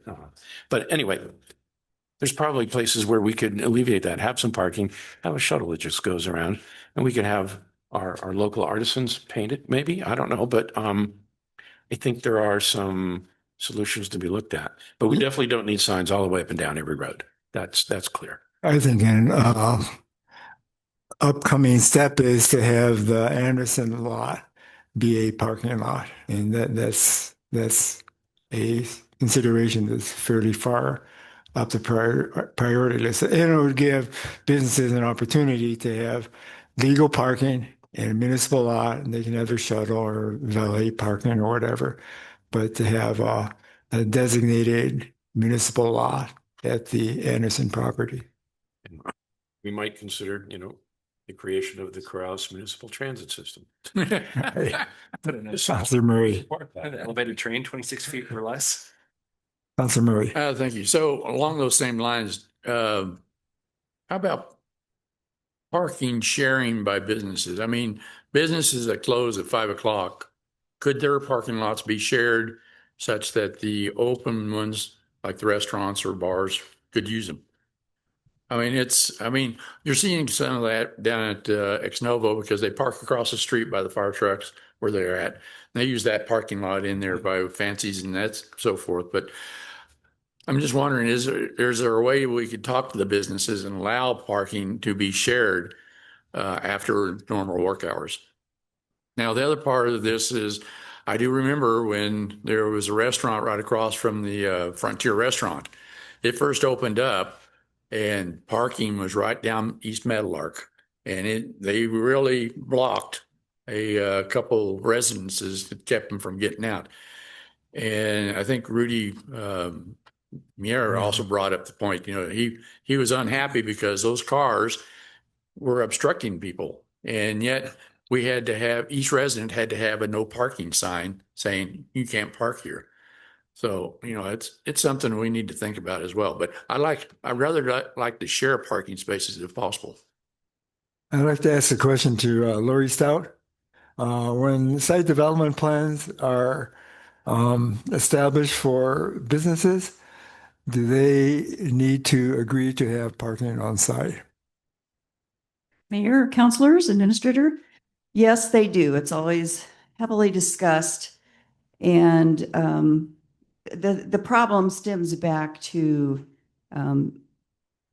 the architect or engineer who's doing the site development plan is just looking at the code. And, one parking space per four top doesn't cut it. For retail, it's one parking space per 300 square feet of heated space. That doesn't quite cut it either. And then there's just the issue of some places come in front of planning and zoning. They're talking under oath and they say, yes, we have enough parking. And then they allow, if it's an event center, more people than they really have parking for. I just want to point out that this no parking ordinance has been it's been a point of discussion with Planning and Zoning Commission for a couple of years now. And please think of it as sort of a spot remedy. There will not be signs all over the village. There's we know some recognized areas right now that really need to have signage. There really needs to be a means to enforce, but it's not the intent to blanket the village with no parking signs. And if someone doesn't want one in front of their house, they don't have to have one. But many people do, and it is a recognized problem in a couple of areas, and it's just been going on forever. And that was the spirit of this recommendation, that this is something we can do that will alleviate a known problem. Thank you. Councilor Alsabrook? Just a quick question on, I guess, legal procedure, really. So when they address Planning and Zoning Commission, they're under oath. Correct. And so if their practice at a later date contradicts the sworn testimony they gave, and this is a question for our attorney friend Ken, Can we cite them into court for perjury? Technically, Mr. Mayor and Counselor, yes, but I've been a lawyer for 40-some years. I don't know of a single case of perjury that's been prosecuted. I mean, there's, lying to the Congress and Sure. political Yeah, things, yeah, but yeah. but I'm not aware of one case where simple perjury has been prosecuted. It's as the chief was saying about the intent of this ordinance, it's sort of an interim. It's there just to make sure that people don't try it. Thank you. But technically, sure. Councilor Mira. Thank you, thank you, Mr. Mayor. I'm still trying to get down to that. I'm glad you're still standing there. Okay. I'm trying to get down to how it's going to work. Because I foresee many other things, but think two for sure is that people don't want other people parking in front of their house to go to another business versus the businesses not having enough parking spaces. So there are most of the people down the roads or up the roads, wherever that may be. I say that only to say this, and that is, these parking signs, are they going to be Corrales parking signs? Otherwise people go down the street and go to race 5 and 10 and buy a parking sign, no parking sign, and they just have 5 different no parking signs. And which are the ones are the officers supposed to respect, that they're not parking where they was asked to park? But then I ain't never seen that parking sign, no parking sign before. Might say Alamo Gordo for all I know, but there's no parking there. So I'm just trying to see how I want it to work. I really Yeah. understand where that's going to work. They'll be they will be village issued signs. They will Village be a issued certain signs. type of sign that we put up. I do have a question along those lines that Okay, just came to me. And I think this is a question for Ken perhaps, but is there anything that says that the village has to be the one to put these signs up? And what my thought is villagers can come to Village Hall and purchase an address sign that then the fire department makes. If we had these signs available for purchase, could the residents then choose to put it up themselves? Does it have to be in an ordinance to allow this to happen? Mr. Mayor, Councilors, Madam Administrator, I would be very leery of asking the police to enforce private signage. But it would be a standardized sign they would have to purchase from the village. I don't know. I don't know if that's the answer or not. As it's written, the proposed ordinance basically gives the administrator the authority to decide where the signs go. I think there are problems with allowing them to just be placed by property owners. I know it was something Mr. Strauss mentioned, but again, I think there are a lot of problems with asking the police to enforce areas that have been designated no parking by private individuals, private property owners. That's a little too Wild West then. Okay. To be effective, the signs would need to be in the right of way. Yeah. So we've come across this problem before. Sometimes for sometimes for others, but people putting up signage in the right way. Councilor Murray. So Lori, I think one of the other things we need to address as well, our parking stipulates heated floor space. We need to take that out, because if we have a patio, like with the Sandia Bar, if they have an outside patio, you need to encompass that whole area to include the parking. We call that part of the 4-top equation, which again is not enough. But if they have tables outside for their patrons, then those get counted, and those must be part of the occupancy. It says heated floor space. Well, for retail, but for restaurants, it just says 4 tops. And then it says For every 4 seating areas. I mean, well, it says for bars, 150 square feet of heated floor area for bars. So we kind of have this false dichotomy between a bar and a restaurant. Yeah. Yeah, we definitely need to work on that a lot. Yeah. Councilor Murray, you have, oh, okay. Oh, Councilor Knight. I'm good. I'm just listening. Your hand up. Yeah, you had your hand up, so we just want Sorry, that was from the last time. Sorry about that. Sorry. Councilor Burkett. Yeah, thank you, Mayor.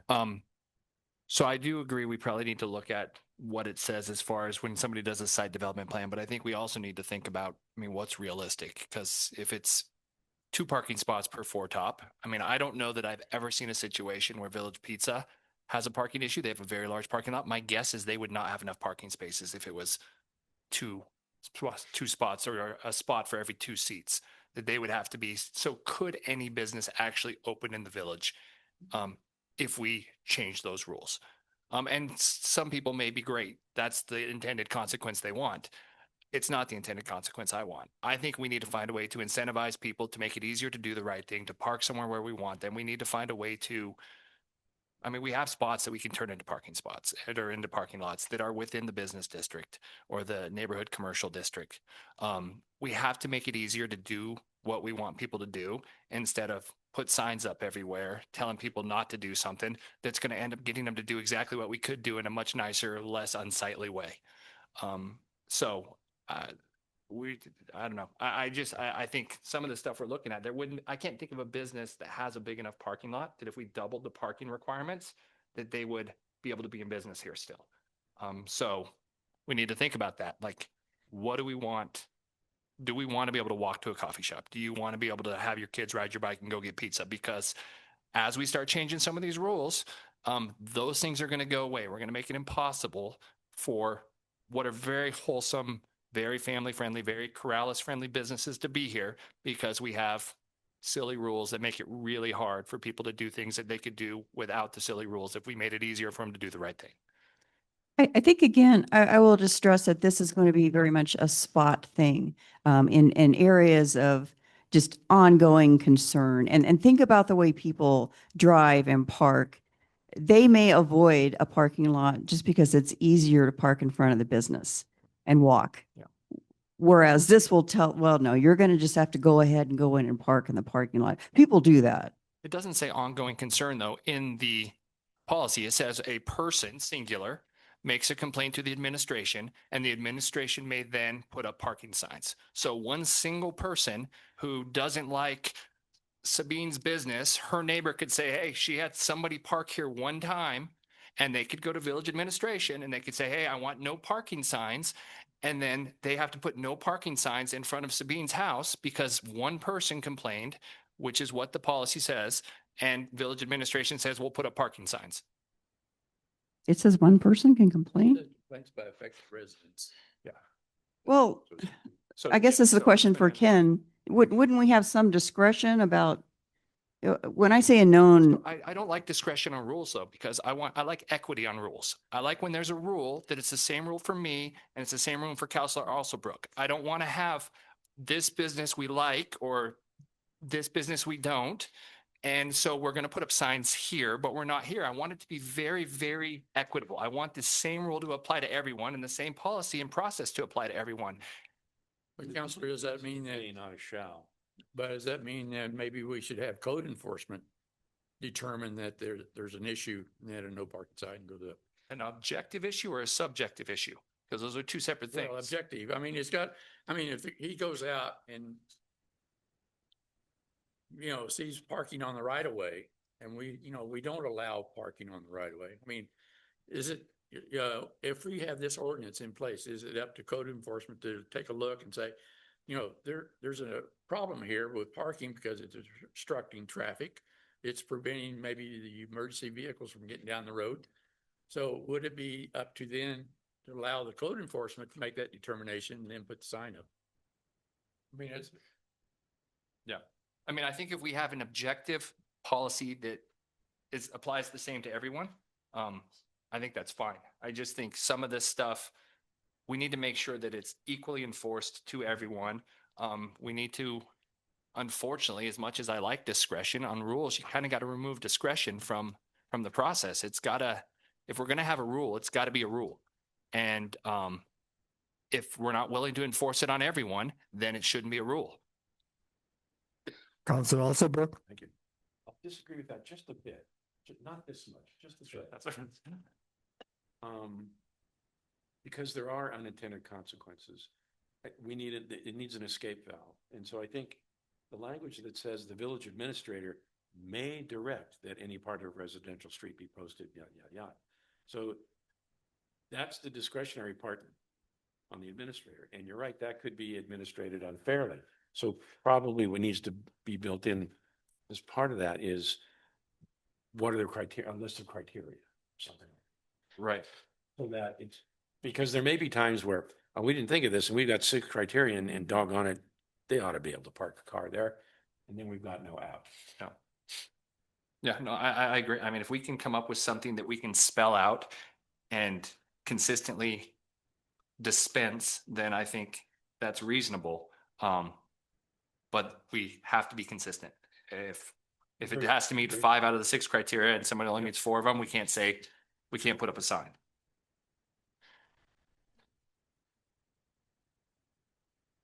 Where would you like to go with this, Council? So given the sort of volume of the content changes we've been discussing, is this ready for a publish and post? No, I'm not. I don't think so. I mean, if you're talking about criteria, then we got to develop that. Because, I mean, you got service vehicles, we got festivals coming up. Do we, do we ticket every car that's parked down Ella because they're here for the festival? That's, we need some criteria, like you say.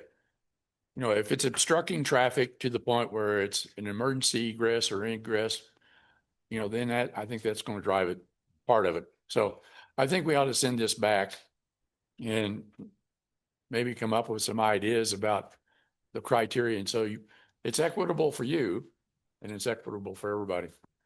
Yeah. But I mean, it's a problem though. We still have an issue. I wouldn't want to, as Councilor Burkett is fond of reminding us, I wouldn't want to kick it too far down the road. I mean, yes. But hopefully we're still in office when this thing comes back to us. Well, so obviously, you're on short. I know I am. I know I tonight. Service vehicles probably cannot park more than 30 minutes. If traffic is blocking ingress and egress from a business or a residence, that's probably another criteria. I don't know. What else can we think of that might be imposing on, Yeah. I mean, if like the Heritage House, prior to that, they could park down Priestley and Corrigal roads. If they get in a big event, well, why don't they park across the street? That in that part of the deal, they were supposed to rent the parking area over in the rec center. Yeah. So, but yes, we need to probably, anyway, those are at least 2 criteria I can think of. Right. Councilor Burkett, would you like to amend your motion to postpone this item to a date certain? Yes. I will. So I motion, how much time do we need, Ken? Counselor, Mr. Mayor, Counselor, I can't think of any way I can revise this to address your concerns.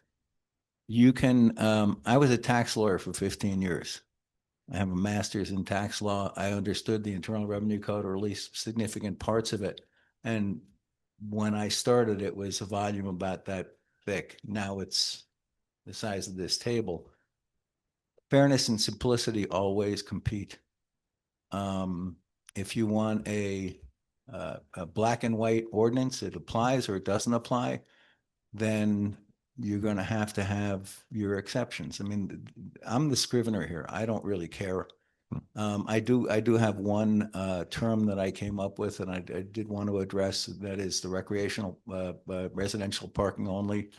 I know the chief properly pointed out that the police can't, go door to door. Is this your car or whatever? But I thought, like, when you get cited for not having proof of insurance, you go to court and you show them your insurance and it's dismissed.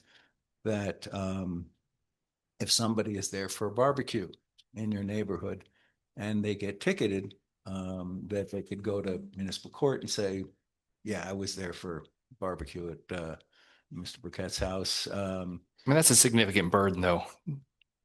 It's just the thought, rather than make it black and white, because again, as you said, you're going to want to have a barbecue and have people over there parking.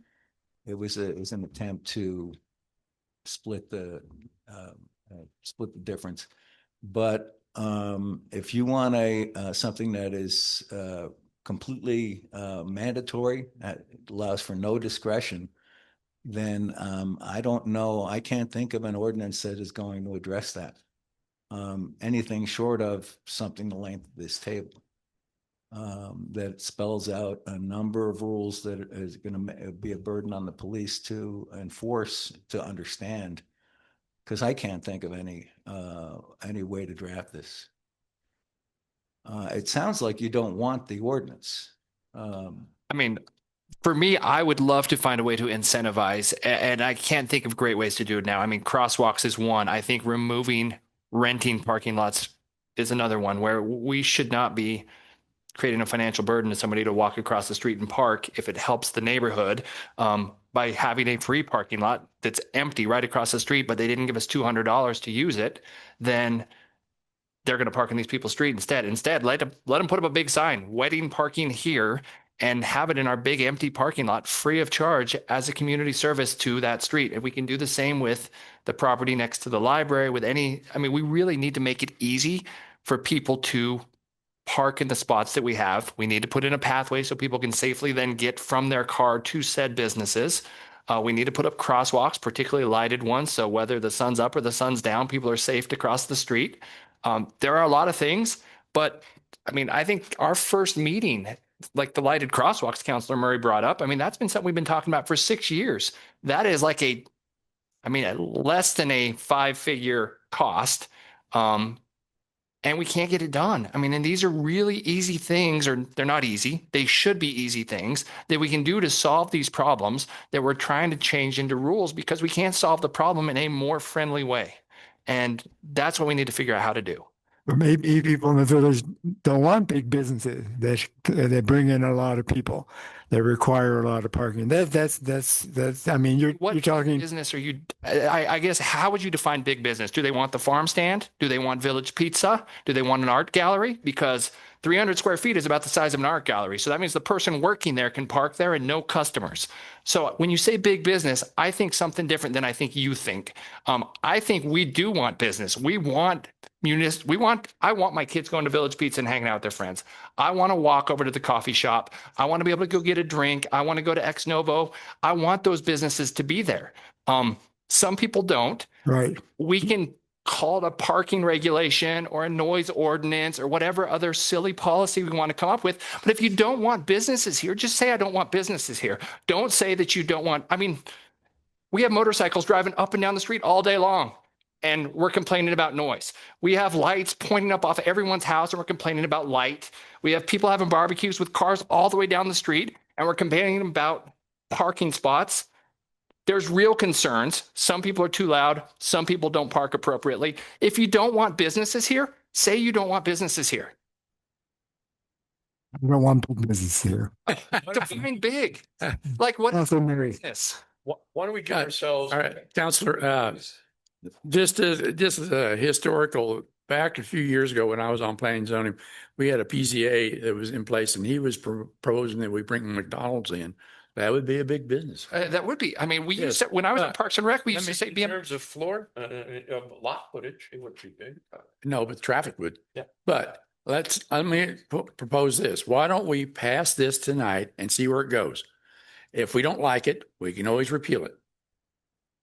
Well, this is just a publish and post. Well, I mean, go ahead and do a publish and post. Let's talk about this again. And then if we, put it in place and see where it goes. And then if it gets to be a burdensome thing, let's repeal it. So, or we could give ourselves some time, 3 months, 4 months, whatever time you want. And we'll do one of our favorite activities to see what other municipalities our size and our nature. And of course, we picked on Los Ranchos for other issues. I don't think they have a comparable issue. I agree. This one, but let's look and start. I mean, maybe we're reinventing the wheel, and it's true that not every wheel can roll down Corrales Road the same way, but and we can learn from and give ourselves enough time to do that. Right. I mean, so I will withdraw my motion. I would like or amend it. I mean, I don't know. I don't know that.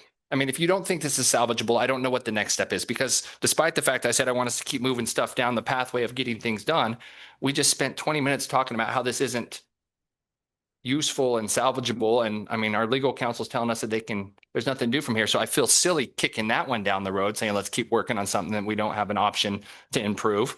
But it is a problem we need to solve. So Well, it's been a problem with planning and zoning for years, and so I'm not sure we should just say, okay, we give up. I'll just editorially. Businesses usually put respect to the neighbors, which has a secondary item. Yeah, that's not their prime concern. Agreed. Their prime concern is their top and bottom line. Yeah. And so I think ordinances like this are necessary. Unfortunately, not everybody has a civil head. Do you think it'll be enforced equally? Or do you think That's that? what we need to, that's what we have to come up with. Every ordinance or law we come up with has to have that equality character to it, right? Right. Yes, I agree with that 100%. Councilor Waldman? Kind of out of left field, but I'm wondering if in the next couple of weeks, we could have planning and zoning code enforcement enforce what these businesses agreed to in terms of their parking. And maybe they could figure out a way to solve the problem. Now, they tried a shuttle service. Obviously, that didn't work well, but perhaps sharing parking with other businesses might work. I'm thinking Heritage House, with a lot across the street. They committed to that, I think, initially. Perhaps Sandia Bar. There are businesses in the area that have parking spaces, and after 5 o'clock, they're not being used. Let's see if they can, code enforcement or planning zoning go out to these businesses and talk to them and see, look, we have this problem. You have this problem. Let's see if we can work something out. This is what you agreed to initially. Implement it and see if they can work on it. Well, I think any establishment who has employees, they shouldn't be parking in the parking lot. They should let their customers park there. That would alleviate a lot of problems, a lot of spaces. Have, say there's spots around the village that you can park. I'd appreciate all my employees parking in other places besides our lot. Because if you have like 6 employees, that's 6 spots taken up right there. Tasuke Stucco does that. They have their employees park at the church. Yeah. So what would you all like to do? Do we call the question and vote on the original motion, or do you want to amend your motion? Or does someone else want to make a motion? We have to either vote or amend. We amendment. can't make another motion. I don't know. I mean, I will amend my motion that we put this agenda item and this same document or a revised version of this document on within 60 days. So we can hopefully communicate with legal counsel, come up with something that meets in the middle that we can at least get to a better discussion point. And that way, we got to find a way to solve the issue. And so I will change it to this comes back on the agenda within 60 days. Can we give it a date certain so that, because since it's an ordinance, we should Give me the let date. the public know. So 60 days would be about the May 26th council meeting. Okay. So if we put it off and say this will come back in revised form. So I May know I will be 26th. gone for that one. So can we do the one before that or the one after that? Oh, that's Whichever what we you should do it then. I know. Or maybe that's the reason to do it that night. The one after that would be. You know what though? I left you guys alone on cannabis regulations and we had to fix that whole mess. So I'm not sure I trust you with another one. I would ask if we're going to move it to go a little bit later, just to give us a little more time. So I believe June 9th would be the next council meeting after that. Let me just double check and make sure. I'll second it. Yeah. Okay, so we have a motion and a second to bring this up as an agenda item on June 9th. Is there any discussion on this? Quick statement on that one. How does do you all function deciding whether, do you have to have something in front? I'm sorry, to take this off. Do you have to have something in front of your committee before you could take any action on it? Or do you, if we asked you to do some research and so forth or looked into, because you've looked into it for a long time too, and I want to feel like, if I was on that committee, say, why don't they ask us? So, well, you've got 60 days in here for you to, could you bring this up without necessarily having? She has to issue follow on Open Meetings Act as well, so it would have to be posted on her Well, agenda. it would be posted, but there wouldn't be anything to like, it's not about 2216 Corrales Road, but are you following what I'm saying? Yeah, so- Can you discuss this as well as, you've got the 90 days, I'd like to be able to get your committee, most importantly, involved in I this. think, Counselor, if you want to give specific, what do you want the Planning and Zoning Commission to do? What do you want them to tweak or look at? To weigh in on this, for lack of better words. But what specifically? Weigh in on if it's more like a question too. Would you be interested, or do you think it's appropriate for us to ask you to weigh in on this one for the no parking signs? But this did come from them, so they did weigh in Came on from it. them. We even had there was a work study, there were a number of meetings, and we talked about what other municipalities do. I kind of showed them examples of what works and why we're different, obviously, than Albuquerque or somewhere that has designated parking along the street where we don't. Okay, so that being said, this was your offer here, what we're looking at right now.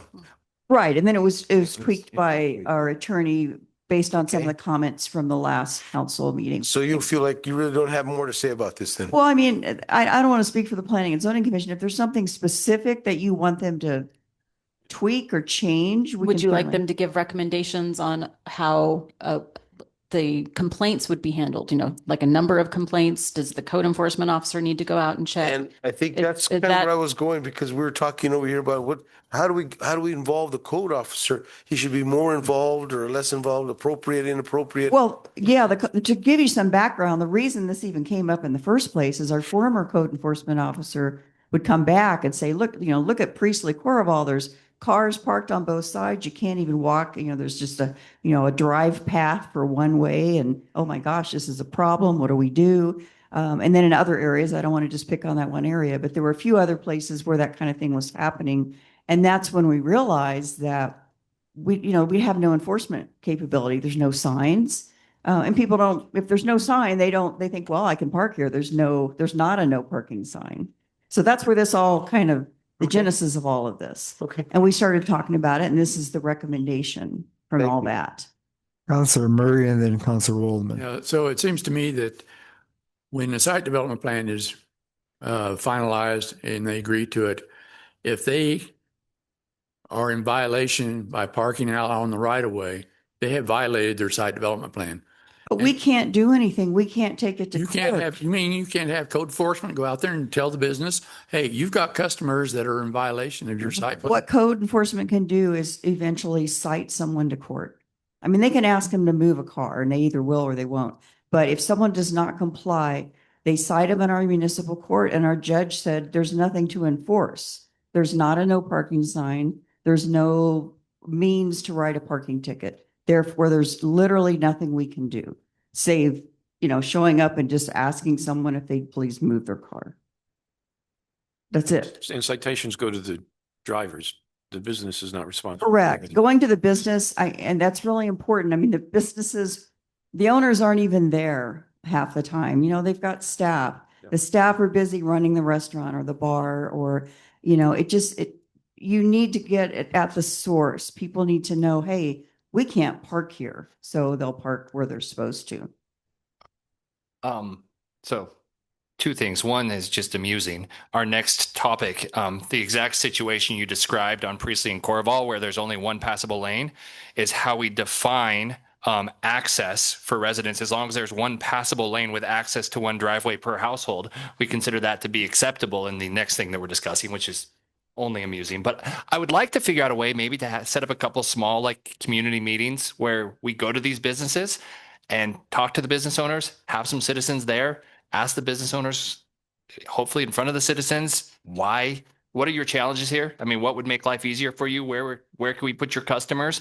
Have the people ask the businesses, hopefully all very cordially. I don't know if there's a way I mean, I would love again to get a bunch of emails with people's opinion on this.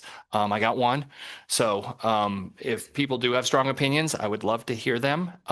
If we have any sort of reporting, Chief, if there's reporting on all the parking complaints we've had over the past year, if we could get, if that data exists and we can say, okay, this street's had a bunch, or we can see how big of a problem this is. I don't know if you have just a flavor of how often you guys are getting this complaint. Very complaints about parking take place in this room, not through the department or dispatch. So, and we do try and stress to the citizens that you have to call dispatch. Obviously, we want people to speak up in meetings and, you know, give their opinion and commentary in their 3 minutes, but, you know, us talking about it or bringing it up 2 weeks after the fact, and, you know, why aren't the police doing anything? We have to have a call and then let the officers on duty in the field go do it. And even, you know, I get calls and emails myself, but I'm not a dispatcher. We pay a good amount of money for Sandoval County to field calls and dispatch our field officers to these complaints. But again, they're usually aired in this forum. So you're not getting a lot of parking complaints, but the same amount of noise complaints, roughly. Yeah. So The other choice is to just say, we're gonna put no parking signs on the first 100 feet of every road that abuts Corrales Road. That's equitable for everybody. Just put one. There's no discernment, there's no judgment.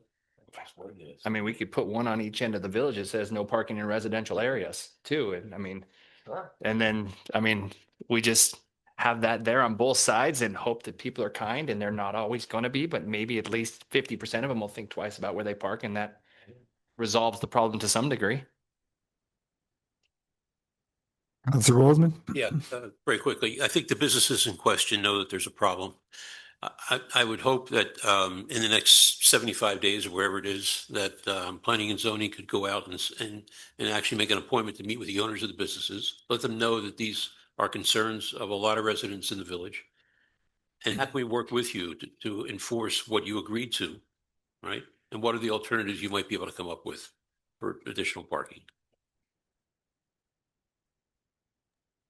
We've done that. And we even had some public meetings. We've done that. We've talked to the business owners. So. And the response is.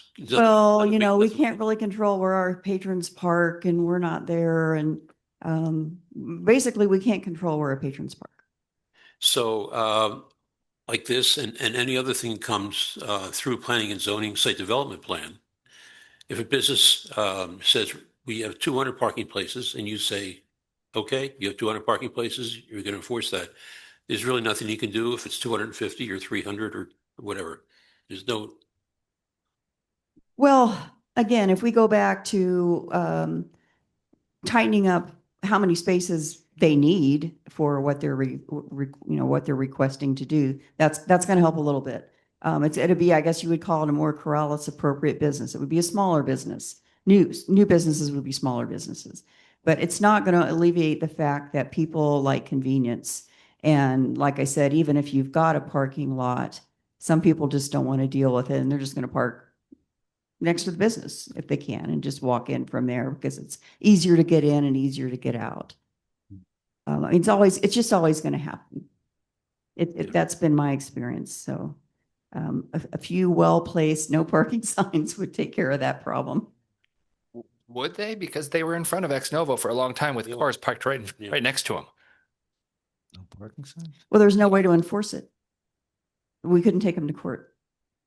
Yeah. So this along with the uniform traffic code is the complete package. It allows for enforcement. The police officers will always have discretion on how they handle, just like with speeding or anything, but it will allow them to write a parking ticket. And that person's probably, when I was in college, I knew where I could and could not park. It'll decrease repeat offenders for sure. Correct. So everybody will get their welcome to Corrales. I mean, this is our best. Mayor, I'm gonna be a bully here and I'm gonna call the vote. Good. Appreciate that. Can I say one thing? You know, I think, Mayor, is it okay? Technically, you can't. You can't. Technically, the vote, The question has been been called. Okay. So the question is, should we kick this to the June 9th meeting and we'll work and try to make bigger considerations and try to improve it if we can. In the meantime, people are certainly welcome to talk with each other and people are welcome to come to council meetings and give input. So anyway, the question's been called. Councilor Mira? Yes, sir. Councilor Waldman? Aye. Councilor Alsabrook? Aye. Councilor Burkett? Aye. Councilor Murray? Yes. Councilor Knight? Yes. Motion passes. Next item. Yes, Councilor Murray. You want to say something? Councilor, our mayor, given the time frame and how late it is, I move that we postpone this next item to the next council meeting. Second. Okay, well, Wow. Look at what else wait. coming up. Nothing big. Okay. Can you make a motion right You now? can, Okay. yeah. Okay. Yeah, especially since he's given a date certain. So next council meeting. So yeah, that's a totally valid motion. And it's been seconded by Councilor Alsabrook. All right. Okay. And this one you can just do as a voice vote if you wanted to. Okay. Any discussion on postponing the next item to the next council meeting? That's her. Yeah. My flanks. Okay. All in favor, say aye. Aye. Opposed? Motion passes. For future agenda items, number one, approval of resolution for changes to PERA plans for. Excuse me, can the people in the audience please keep their conversations while we just finish up the meeting? Thank you. Approval of resolutions for changes to PERA plans for police and fire employees. We're hoping that'll be the next meeting where we're in the final stretch with those, so. The next is uniform traffic ordinance changes, first reading. That's coming up too, isn't it? I'm not sure where we're at on that, but we will find out. 3 is draft noise ordinance discussion. This won't be for a while, probably. Yeah, probably at least the second meeting in Yeah. April, at least, if not into May. And aside from the motion just made, adding the item 3 to the next agenda item. Are there any other future agenda items? Councilor Burkett? Yeah, and these may be full agenda items or could be potentially administrator updates, but some of the items that we talked about, projects that we've discussed and haven't. So interior drain, can we get an update how we move that forward in some form? Obviously, the form that was initially presented wasn't loved, but we would still like to do something there. So far, the feedback from the residents that live on the drain is do nothing. They don't want us to do anything there. Okay. Well, I would still like to have a discussion Yeah. about doing something the opposite of nothing. I would like to discuss the Anderson property, where we are site development wise, when that's going to turn into a real thing. It's coming. Yep. Same question for the parking structure here, site development, when that becomes a real thing, where the dollars are, how much more it's going to cost versus when we initially talked about it. So all of those things, whether they can be done in an update or they need to be discussed. Yeah, I can definitely get you those updates for sure. Councilor Walden? Yeah, if we can update on our conservation easements, where we are on that. Yes, I actually had have some email back and forth with Michael Cisco, so I will have that in the next administrator's report. Thank you. Any other items? Lucky none. We've finished the business agenda and meeting is concerned. Thank you very much for coming. I don't know if they want.